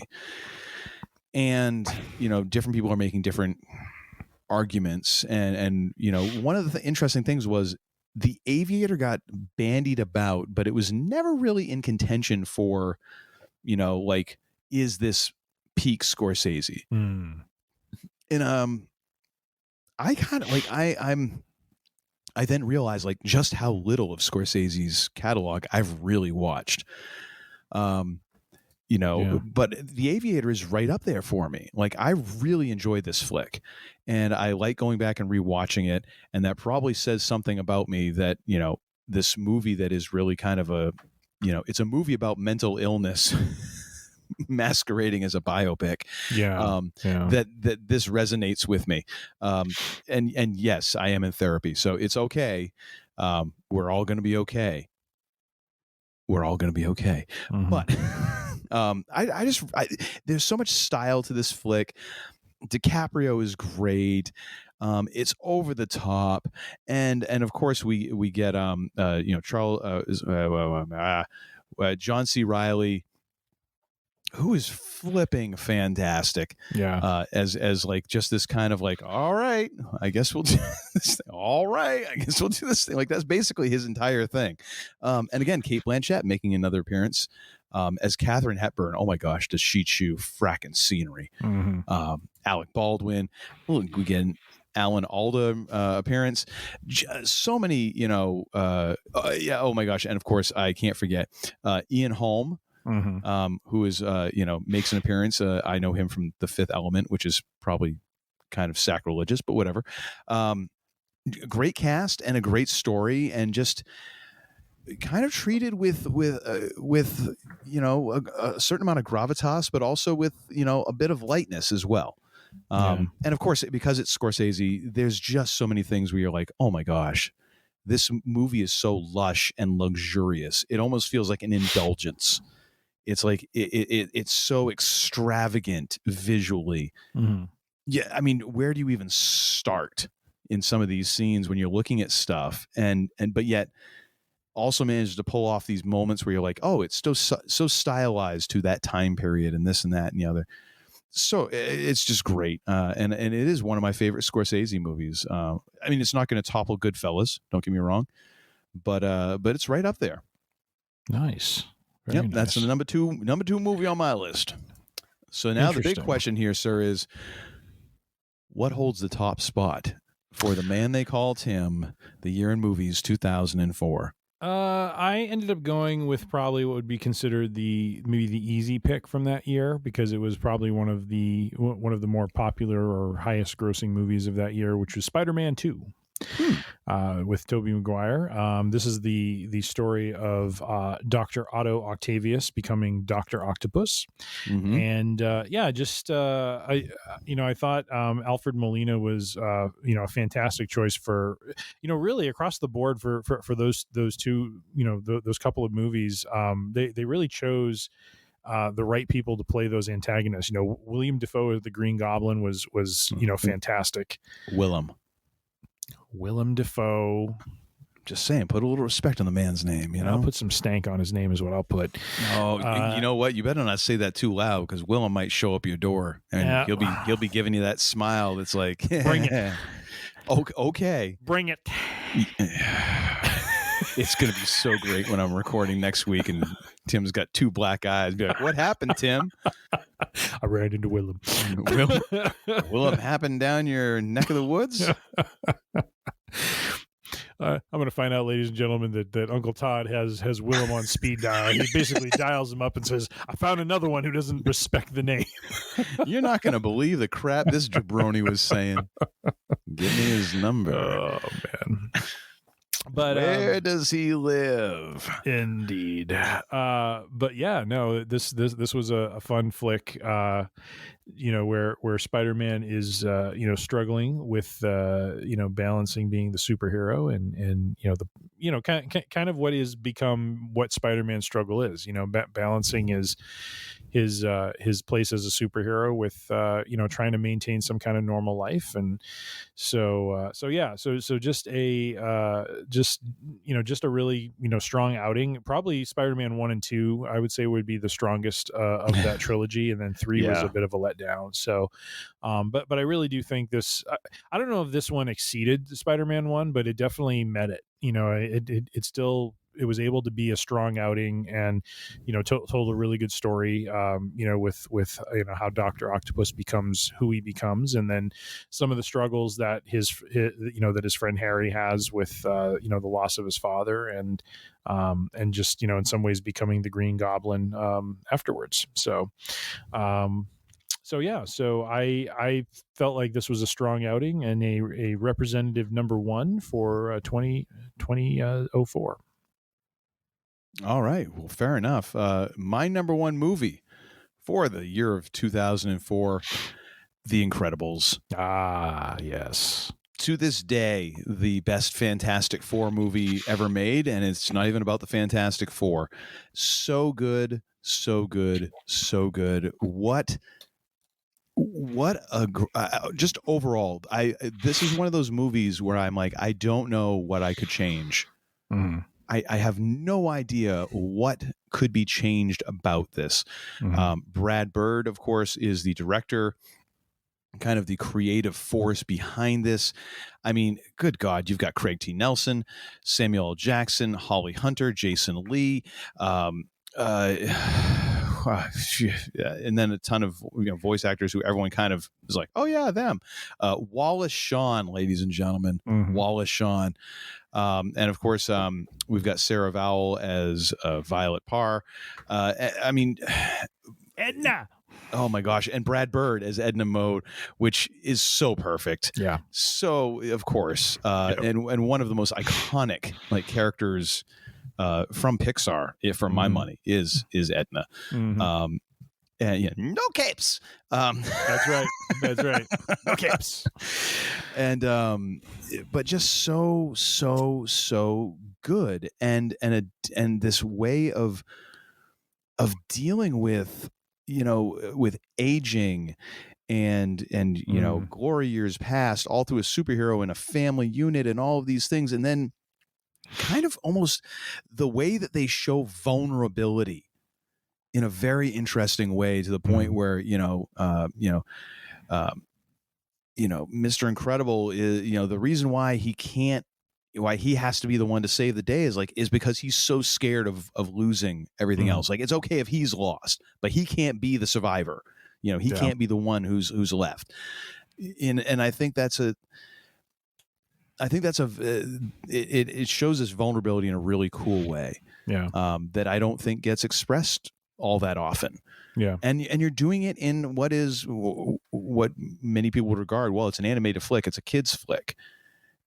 And yeah, it works as a kid's flick. It totally does. But like most Pixar movies, of course, early Pixar movies especially, what I would say is kind of their heyday, also functions on this totally other level as a movie for adults, and hits hard in some spots. Hits really hard, and then upon further watchings, different parts hit hard as you're watching somebody almost make really bad mistakes, and kind of you're like, oh yeah, that's it. Okay, the mid-age crisis, yeah, midlife crisis. Oh yeah, I'm seeing it. Yeah.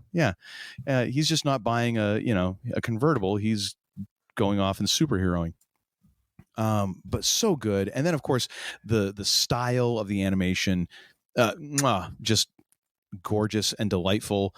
The music from this movie, probably one of my all-time favorite soundtracks. Yeah. And I love how just the actual technique used in recording the orchestra, the band, essentially old school recording. It was done with like the bare minimum of microphones. I mean, now the way that things are recorded, it's like, let's mic everything, and that way we have 1 billion tracks and we can tweak everything. This was recorded, I think, with like 2, maybe 3 microphones for an entire orchestra. Jeez. And it's just like, it is what it is. Mm-hmm. And it's fracking flawless. It sounds amazing. I love everything about this movie. I could go on and on and on, but it is undoubtedly one of my. When I was, my daughter's growing up, and we of course were going through all the Pixar movies. Mm-hmm. I was always very happy to pop in The Incredibles. Yeah. Always, like when she would have a doubt about what she was going to watch or what if that's when she picked. I was always excited about this one. Yeah. Honey, where's my super suit? Just so good. Good old Frozone. Yeah. Oh, easily my top flick, which is kind of funny that we wound up in this year of so many movies that are, renowned and all these, critics' choice and popular movies. And we go with like the two superhero flicks. Yeah. It's kind of funny to me. Absolutely. This was another one that I seem to remember in 04 and 05, I think I was doing a lot of, I don't say a lot, but I had several trips out to California for work. And this was another time I was on a flight and I saw The Incredibles. And I just remember being, just, blown away by the visuals, great story. And I mean, just everything you said. I mean, it was such a well done movie and really, really enjoyed it. So, I had this at one point in my top 5. I had to drop it out when I came upon some of the other, films that I found as I was going through, because they were resonating a little bit more with me. But yeah, no, a respectable number 1, sir. All right, and now we get into our surprises. We'll try and breeze through these a little bit quickly. Yeah, I'm not going to go into depth on the. Well, I'll say a couple words, but that's about it. These are weird, oddball, or things that just caught our eye. What are yours? Do you want to? Yeah. I'll just fly through my 3. You go through yours. So my first surprise: Alien versus Predator. Never saw this. And I remember seeing commercials and trailers for it, but I just thought it was just such an odd concoction to bring those two franchises together, and seemed like a definite gimmick milking that was going on for some studios. So that was a surprise to see. Well, you know where that kind of came from? Video game? Well, in Predator 2, at one point, I guess Danny Glover goes into the Predator ship, and there is the xenomorph skull in like the trophy room. Oh, okay. And I believe that was the genesis of that entire mythology, and it was in comic books and all this stuff. I see. And people and fans of this are just like, this is a license to print money, but yet every time it has been attempted by the studio is botched so horrible. I think they've made like 2 or 3 of these flicks now, and they're all abysmal. Yeah.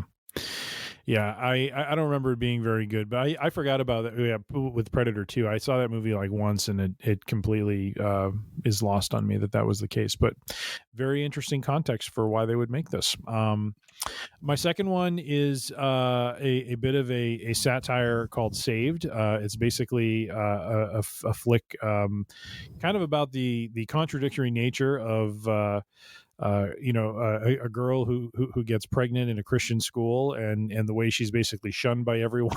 So, kind of going against the basic tenets of the religion. So, just a bit, yeah. But I remember seeing this on TV, kind of pieced it together through, seeing, part of it at one point, another part of it, another. But it was just kind of an interesting flick, and I didn't realize it was a 2004 flick. So when I saw that, I was like, oh, I remember seeing that, and I remember it was just kind of an oddball, story. But I think Macaulay Culkin's in it, and a couple other. Actually, let me look it up real quick. There's a couple names in it that I wasn't expecting. There are a couple movies from like this year that, as I'm going through, I'm like, wait a minute, they were in that. They got someone to play. Like, did they pay them? Jenna Malone, who I think rose to some prominence as an actress. Mandy Moore was in it. Macaulay Culkin, Eva Amuri, who is Susan Sarandon's daughter. I think she's been in several films. Mary Louise Parker was in this.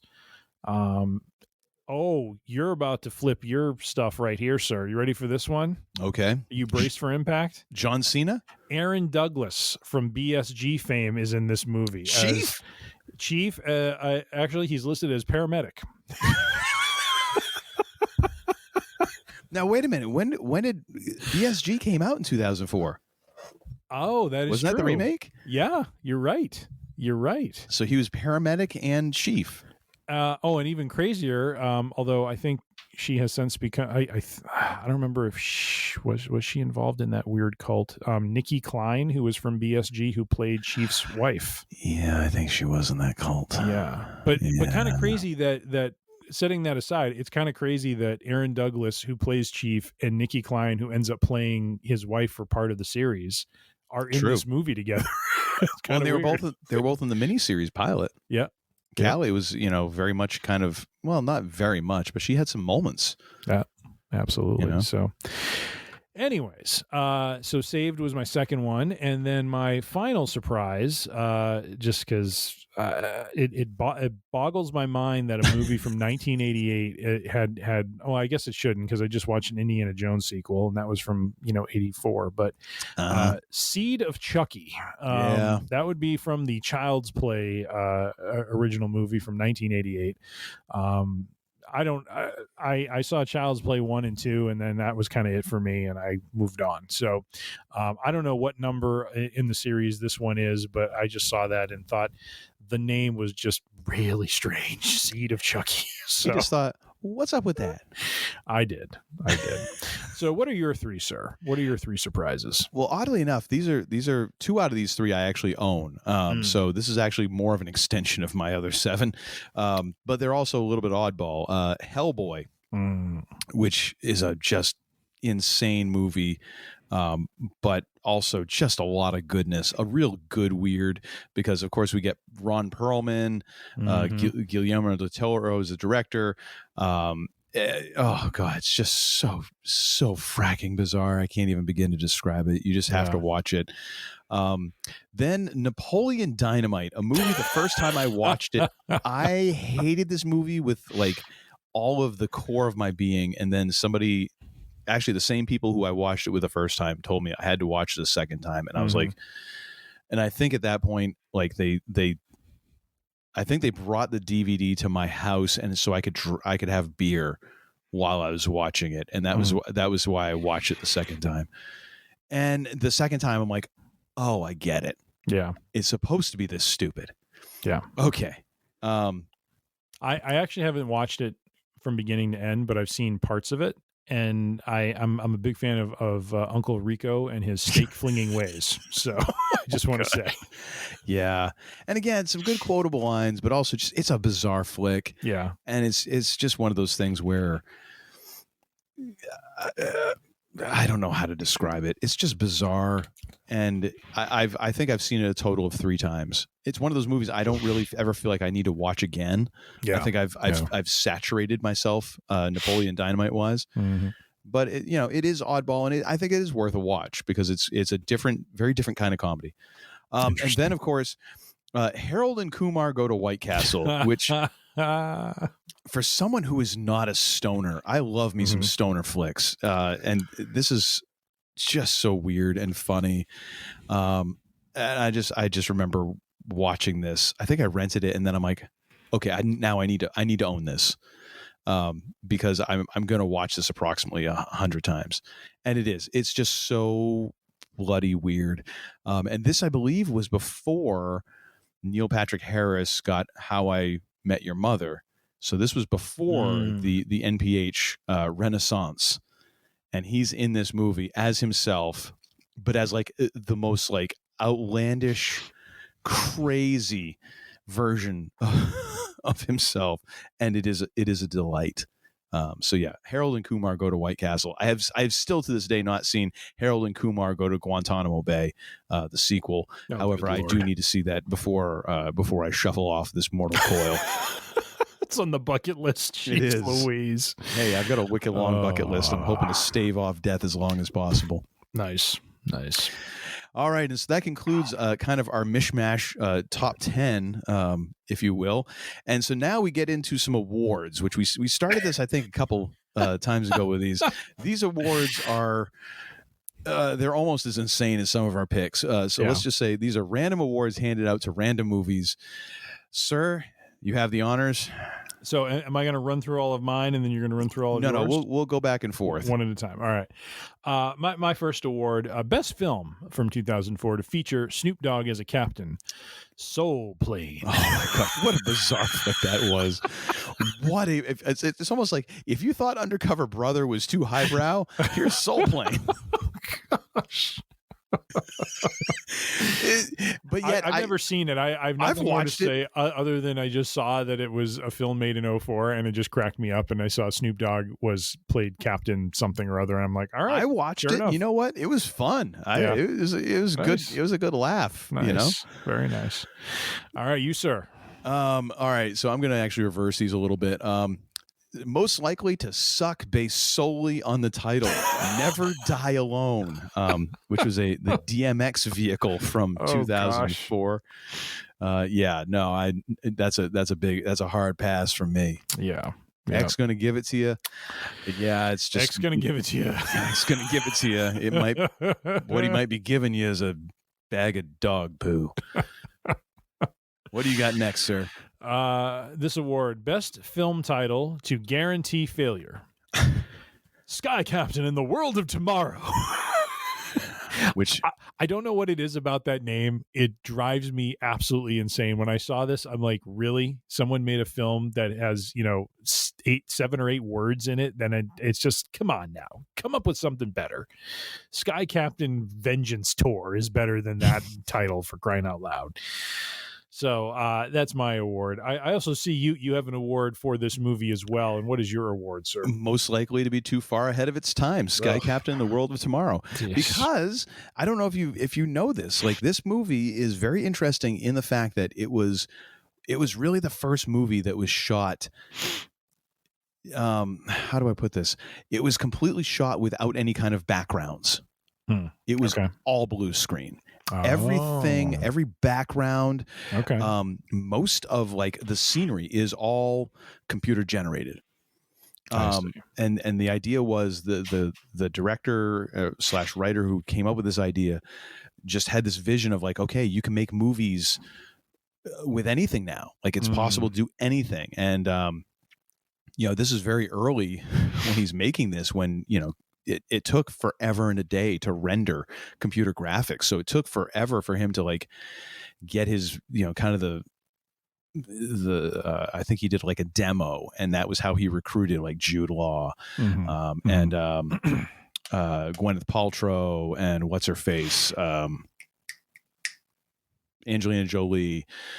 And that's how he got a lot of those folks is like this thing and showing like, this is how we're going to make the movie, and this is the method and all that. And to me, it still is, because of the way and the kind of style they tried to use. It works. It's not the greatest movie, but then again, it was never meant to be the greatest movie. It was never meant to be high cinema. It was kind of a demo of like, look, this is what you can do, and we're going to shoot it like an old timey kind of invasion UFO sci-fi sort of movie. And for that, I think it works. It's got some really interesting moments and some cool visuals. I mean, I'm not going to pretend that it'll ever, be anyone's number one favorite movie in the world ever. If it is, they might need counseling and a life. Convinced me. You haven't convinced me. But no, it was ahead of its time. All right. I'm scribbling on his legal pad notes. I'm writing something down on a legal pad for later on. That's all I'm going to say. Get new show host. All right, what's your next one? This award, best film to tangentially connect to Jack Sparrow. This is The Libertine, starring... How in the hell does this work? How many steps of Kevin Bacon are we going through here? No. This stars Johnny Depp as playing a socialite from the 17th century, I believe, with... I believe I'm forgetting the STD that he has, and basically he's a man of ill repute. You're saying that Captain Jack Sparrow has herpes? Well, I'm just saying, if you see it and you can kind of connect the dots from this just character he's to got Jack some Sparrow. Sores. He's walking a little, It's not a limp, it's gonorrhea. No, but the I forget the name of the character who, like, who the Libertine is, but basically he's based on a character from, I believe, historical times. It's Fritz von Chlamydia.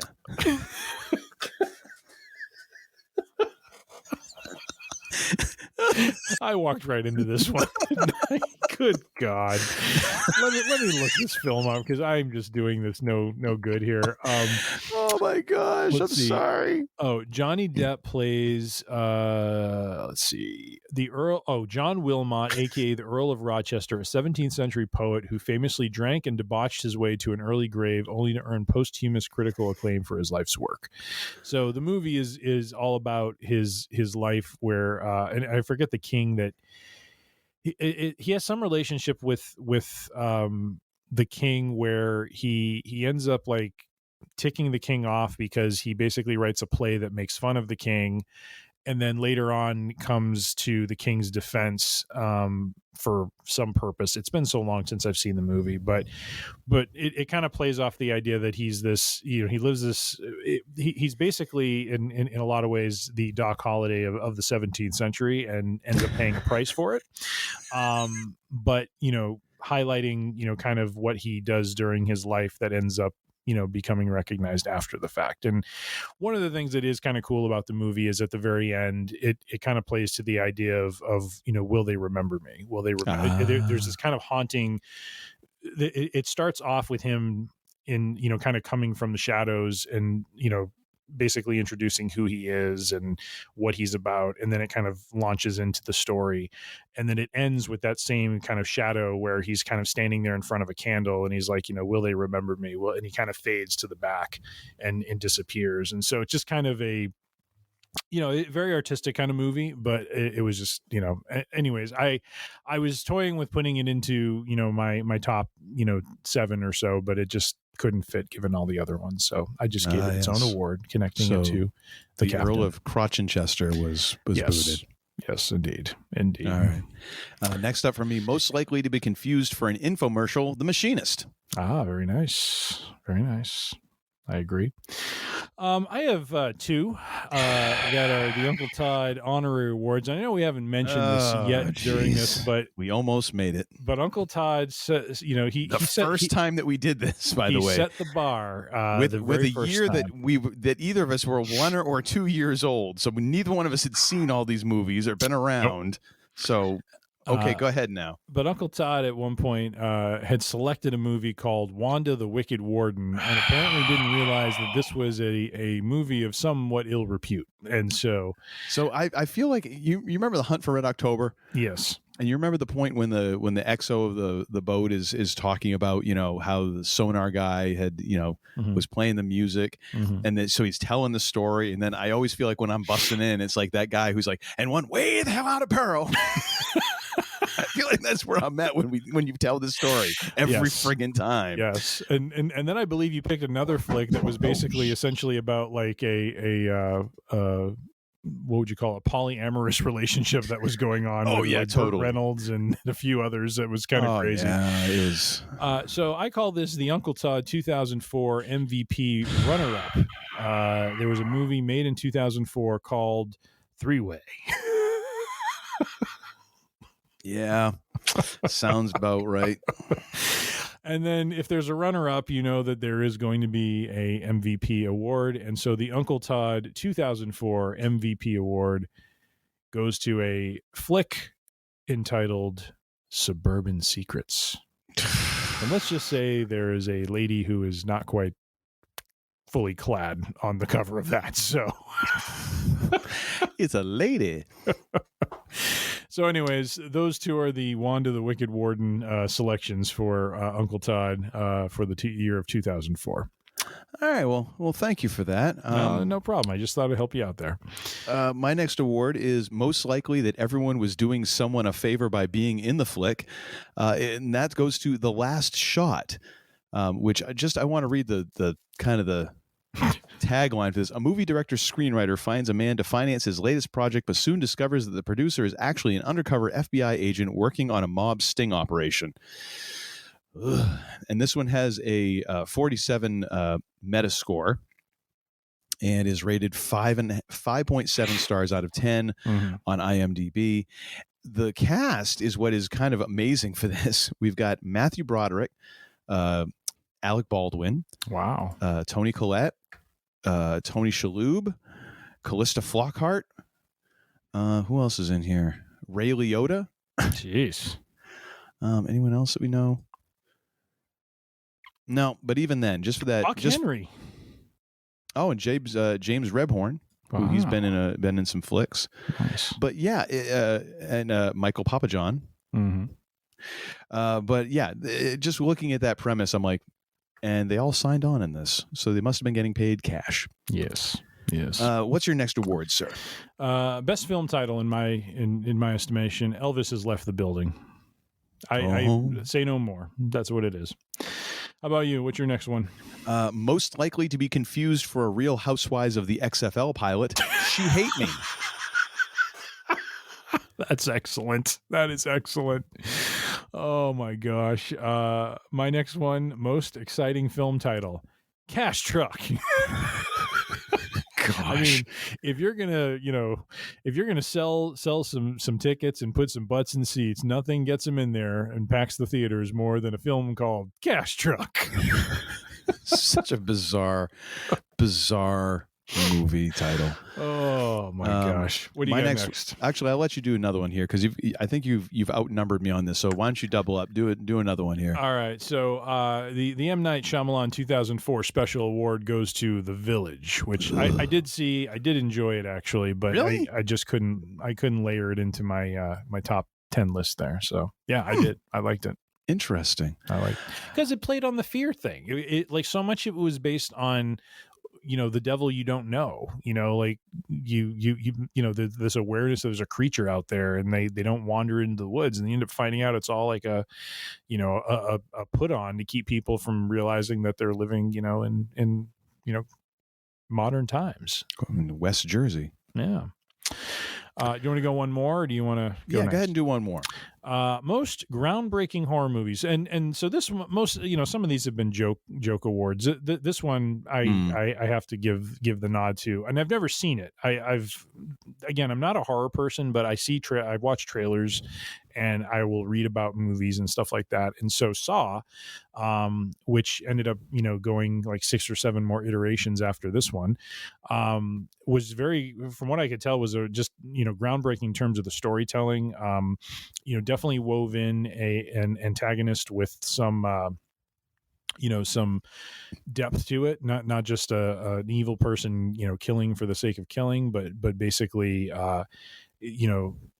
the fact that this person was trying to teach people a lesson, and what that character was kind of going through themselves, suffering from cancer and that sort of thing. So again, not to justify it all, but it just had depth to it, and it seemed to have I mean, it's the traps everyone goes through are quite violent and disgusting from what I've read, but the concept of it was just what I found kind of interesting and thought was different. So thought I'd give the nod to that one.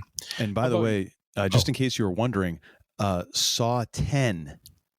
Oh, okay. It's going to be released 9 iterations since the first one. Very nice. It's going to be released September 29th, 2023. So you got that to look forward to. You got some things to catch up on. Good Lord. And actually, I believe Chris Rock was in one of these somewhere along the way. Actually, I want to say was it this one? Is it Jigsaw? No. Oh my gosh. So Jigsaw, which is the 2017 Saw movie, friend of the show, Callum Keith Rennie. Interesting. What's, oh my gosh, what? I'm going to forget too now. Leoben, thank you. From BSG. Where, now this is going to bug me. Which one was it Spiral? Yes, Spiral. So the Saw 9 stars Chris Rock and has an appearance by Samuel L. Jackson, apparently. Interesting. Yep. Interesting stuff. Not interesting enough to make me want to watch any of them, but sure. So my next award is most likely to be left off of Anthony Mackie's resume these days. She Hate Me. Nice. And again, Anthony Mackie just released Twisted Metal on streaming, which I actually saw the first episode of. bat spit insane, but it looks like he is having an absolute blast doing it. So I'm like, I'm probably going to watch the rest of it. Interesting. It's one thing like when you watch a movie and you can tell someone's like, I never should have signed up. He seems like he is just tickled 18 shades of pink to be in this thing. And I'm like, all right, damn it. If you were that excited, I'll buckle up and take the ride with you. Fine. Nice. My next couple, I'll do a couple of them because they're both kind of related to superhero animated stuff. Best animated superhero movie film. We talked about this, The Incredibles. So even though I had Spider-Man 2 as my number one, from an animated standpoint, The Incredibles, I think, wins the day of 2004. And then apparently there was a movie that was made best precursor to the MCU Phase 5, The Thunderbirds, which basically, I know they're called the Thunderbolts in the MCU, but I just thought it was close enough that I thought I would, throw that in there. I see. What's your next one, sir? Actually, why don't you do one more? I got to kill a spider. Hang on. Oh, okay. Oh, there goes Uncle Todd smoting the insects of the basement. It's not an insect, it's an arachnid. Well, all right, there we go. I didn't realize we were going to be so, specific on what you smite. I've got a perimeter set up here. Perimeter, jeez Louise. Well, I'm down here in the Blair Witch basement. I've got to keep a head on a swivel down here. What's creeping up on me? Ladies and gentlemen, we started recording.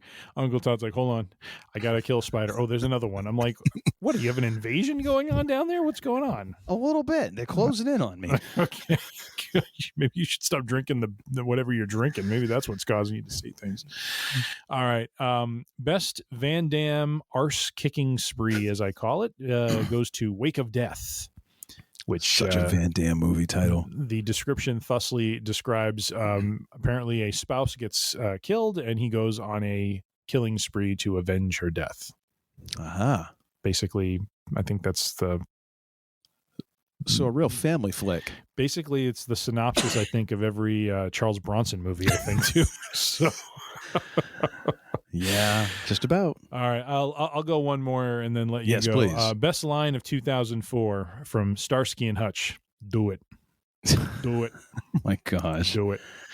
All right, sir. What do you got next? Most likely to unintentionally sound like a porno title, The Girl Next Door. Very nice. All right, Best film.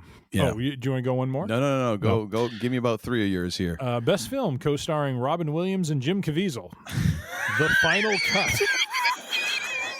Now, this one I actually saw. I actually saw this movie, and it actually it was good. It was good. It was it's all predicated on basically. Everyone has a chip kind of implanted in their head that basically stores all their memories. And then Robin Williams plays a character who basically edits those when someone dies, he edits them down and then they play them at the funeral and as like the memory for the family.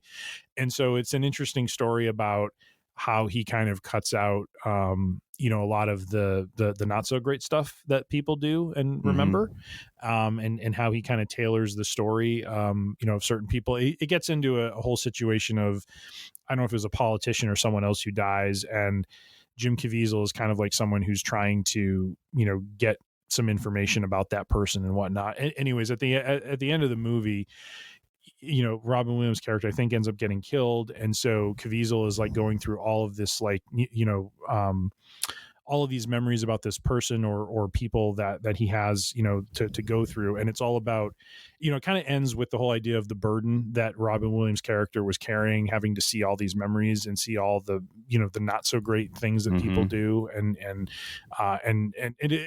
what stuck out to me, what I remember about it is just the way Caviezel looks at the end, where he just looks like drained and just like a zombie almost, because he's just, the burden that he's now carrying is just too much. So it actually a really good movie, but I thought this was just kind of a funny award because the pairing of Robin Williams and Jim Caviezel is just so out there and odd. So yeah, that doesn't sound like people are going to hang around and have cocktails. No. Best holiday classic in the making, non-animated. I didn't realize this. Christmas with the Cranks. This is another staple in the Man They Call Tim household around the holidays, starring Tim Allen and forgetting from Halloween, Jamie Lee Curtis. Oh yeah. Very very funny movie, and with a very touching, kind of point to it and story to it. So really enjoyed that. I'm almost at the end of my list. I have two more, so I don't know if you want to go. All right, so I'll do one more. You do your two, and then I'll give my final one here. Right. Following up on my previous award, most likely to intentionally sound like a porno title, goes to Seed of Chucky. Very nice. I mean, that's just right up there on a T, ladies and gentlemen. It is. My last two, best trailer from HBO. I do remember this, watching this trailer for The Life and Death of Peter Sellers. It looked like a really interesting movie. I never saw it.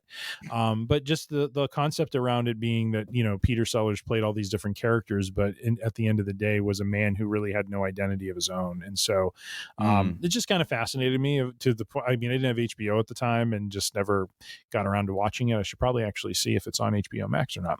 I believe it is, because I think I've mused watching it, because the HBO documentaries are by and large, from what I've seen, really good.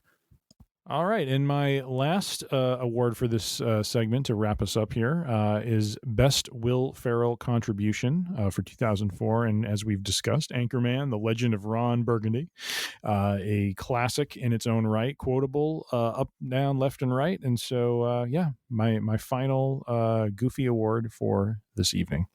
What is your final award, sir, that I've tried to avoid looking at because you told me not to read it so I can react in real time to it? So please.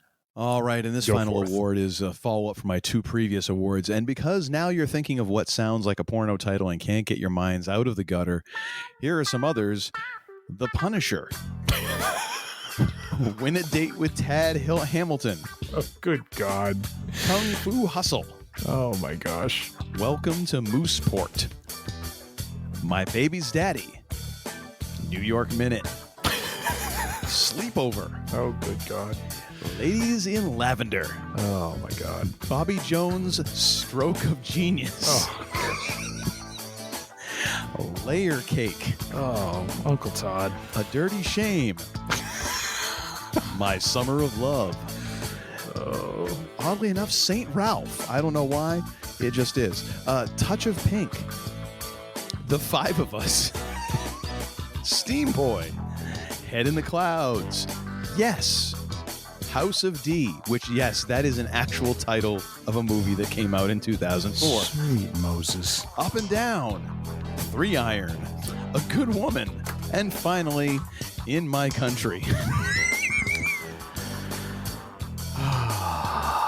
Thank you for that, Uncle Todd.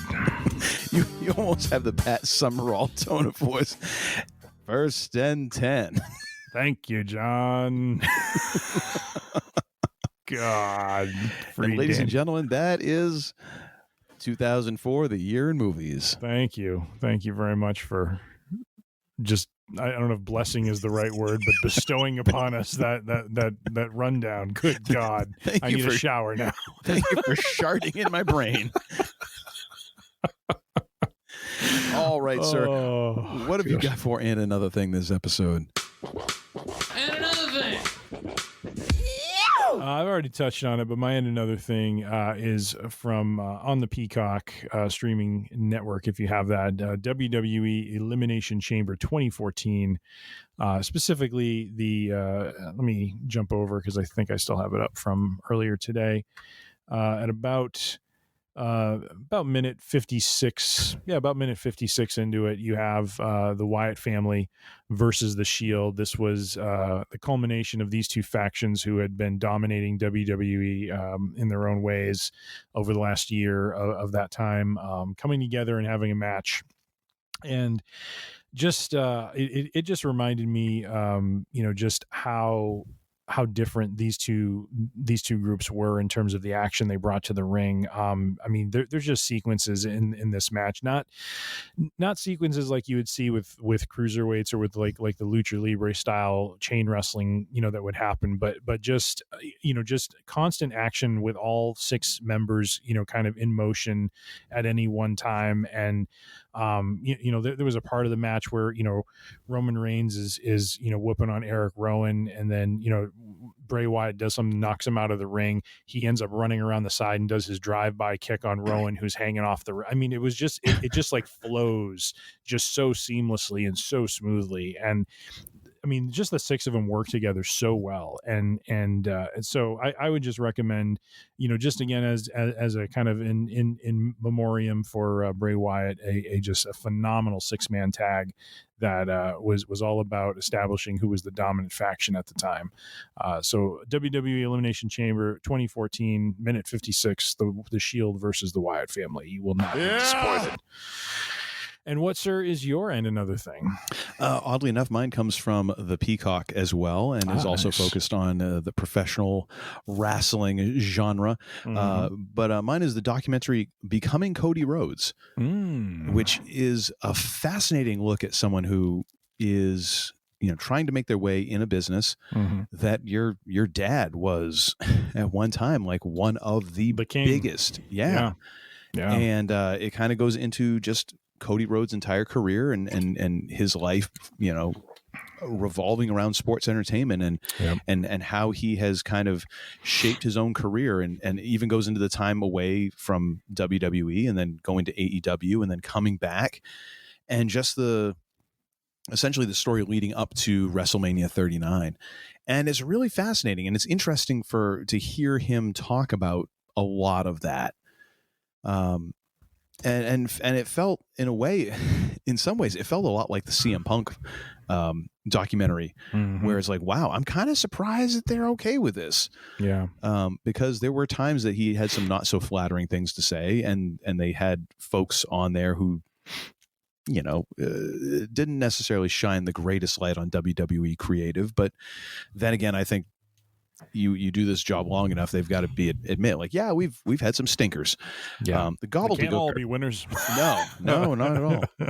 But it's really well done, and at the end of the day, like I can always tell when something is good, because if my wife is in the room and kind of like has that active like disdain for it, but then eventually starts asking me questions, then I'm like, I got her. Especially heading into like the Hell in a Cell match against Seth Rollins, talking about like the injury that he had and stuff like that. So it was really well done, and I would recommend that. Even if you're not 100% into professional wrestling, there's just a lot there. Yeah. In terms of a story to really interest you. The humans behind the characters are very interesting. Yeah. Sometimes the story is even more interesting behind the scenes than what's going on in the ring. Amen. Well, ladies and gentlemen, thank you very much for hanging out with us all this time. We appreciate it, and we appreciate all our listeners and subscribers as well. Thank you to all the members of the Free Range Idiocy congregation. If you'd like to join the congregation, which we refer to as the Nicer Cult, you can join us by going to freerangeidiocy.com, and you can download all of our episodes there en masse or one by one, if you'd like, depending on how you want to do that. You can also subscribe right through the Podbean app if you decided, you know what, I got enough apps in my life, I don't need anything else clogging up my phone and or computer. Fine, just go ahead and find us on the podcast purveyor of your choice. We're on pretty much all of them. We're on Apple Podcasts, Spotify, Amazon, Google Podcasts, Pandora, Phil's podcast service. I bet we're on all of them. So go ahead and search for Free Range Idiocy and you'll find us there. Make sure you subscribe. Get all the new episodes. Ed Fett's Podcast Emporium. Yes. Pretty sure that's it. In Ed Fett's case, it would be Ed Fett's Discount Podcast, like remaindered podcast. There we go. A long tail. Yes. gosh. You can also find all of our episodes on YouTube. We are there at Free Range Idiocy. You can find full episodes there, so you can subscribe to us via YouTube if you like getting your podcast content via the YouTubes. We're also on Facebook and Instagram. Both of those are at Free Range Idiocy. We love us some social media because we love us some us. You can also send questions, thoughts, concerns to Tim at freerangeidiocy.com, and he will get back to you forthwith, if not sooner. If you have suggestions for shows, you have questions about something we said, if you have complaints, go ahead. We'll file them appropriately. And now, ladies and gentlemen, it is time for me to stop yapping, and because I don't want to get goozled. So I'm going to hand this over to the second, the lesser idiotic of the two idiots who run this show, but not before I ask the man they call Tim the second most important question ever uttered by human lips. First, of course, being what is hip. The second being, what the hell did we learn tonight? We have learned the following, my friend. Yeah. Indeed. We have learned... Let me talk to you! There we go. We have learned that, if nothing else, we here at Free Range EDC are truly timely in the fact that we have our year in movies, having recorded this exactly 12 months after our last one. Yeah! We have also discussed, feel, and believe that Ahsoka is off to a strong start, and we are still bullish on this great series. Yeah! Rest in peace, Bray Wyatt. One of the most creative minds to come through WWE in a very, very long time. He will be missed. In 2004, we have learned was rich in quality movies. A lot to choose from. Very difficult to, kind of narrow that list down, as you could tell from, well, Uncle Todd's somewhat dirty list that he decided to run through at the tail end. Just up! That's it! That's right. We've also learned from the man they call Tim's perspective, Sky Captain and the World of Tomorrow is just a stinky flick, and that's all there is to it. You're wrong! And as we start to close out here, the Saw franchise needs to stop at 10 movies. 10 movies is more than enough for any one particular topic, and that just seems like overkill. Fast and the Furious, you're also on the radar. And finally, as always, Let Uncle me talk Todd. to you!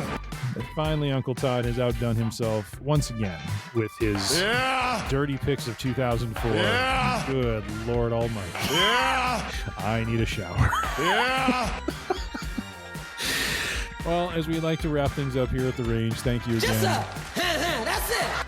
Thank you again for your listenership and for the downloads. And it is that time where you don't have to go home, but you can't stay here. The range is shut down. Good night. Goodbye. Until next time. Be safe, be healthy, be kind, and be good to one another.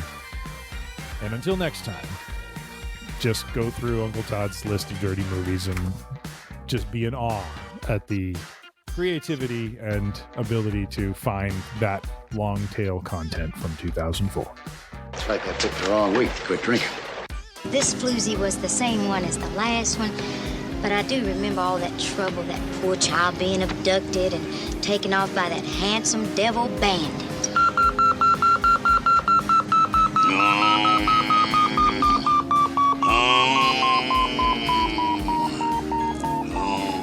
I beg your pardon, what did you say? I need money.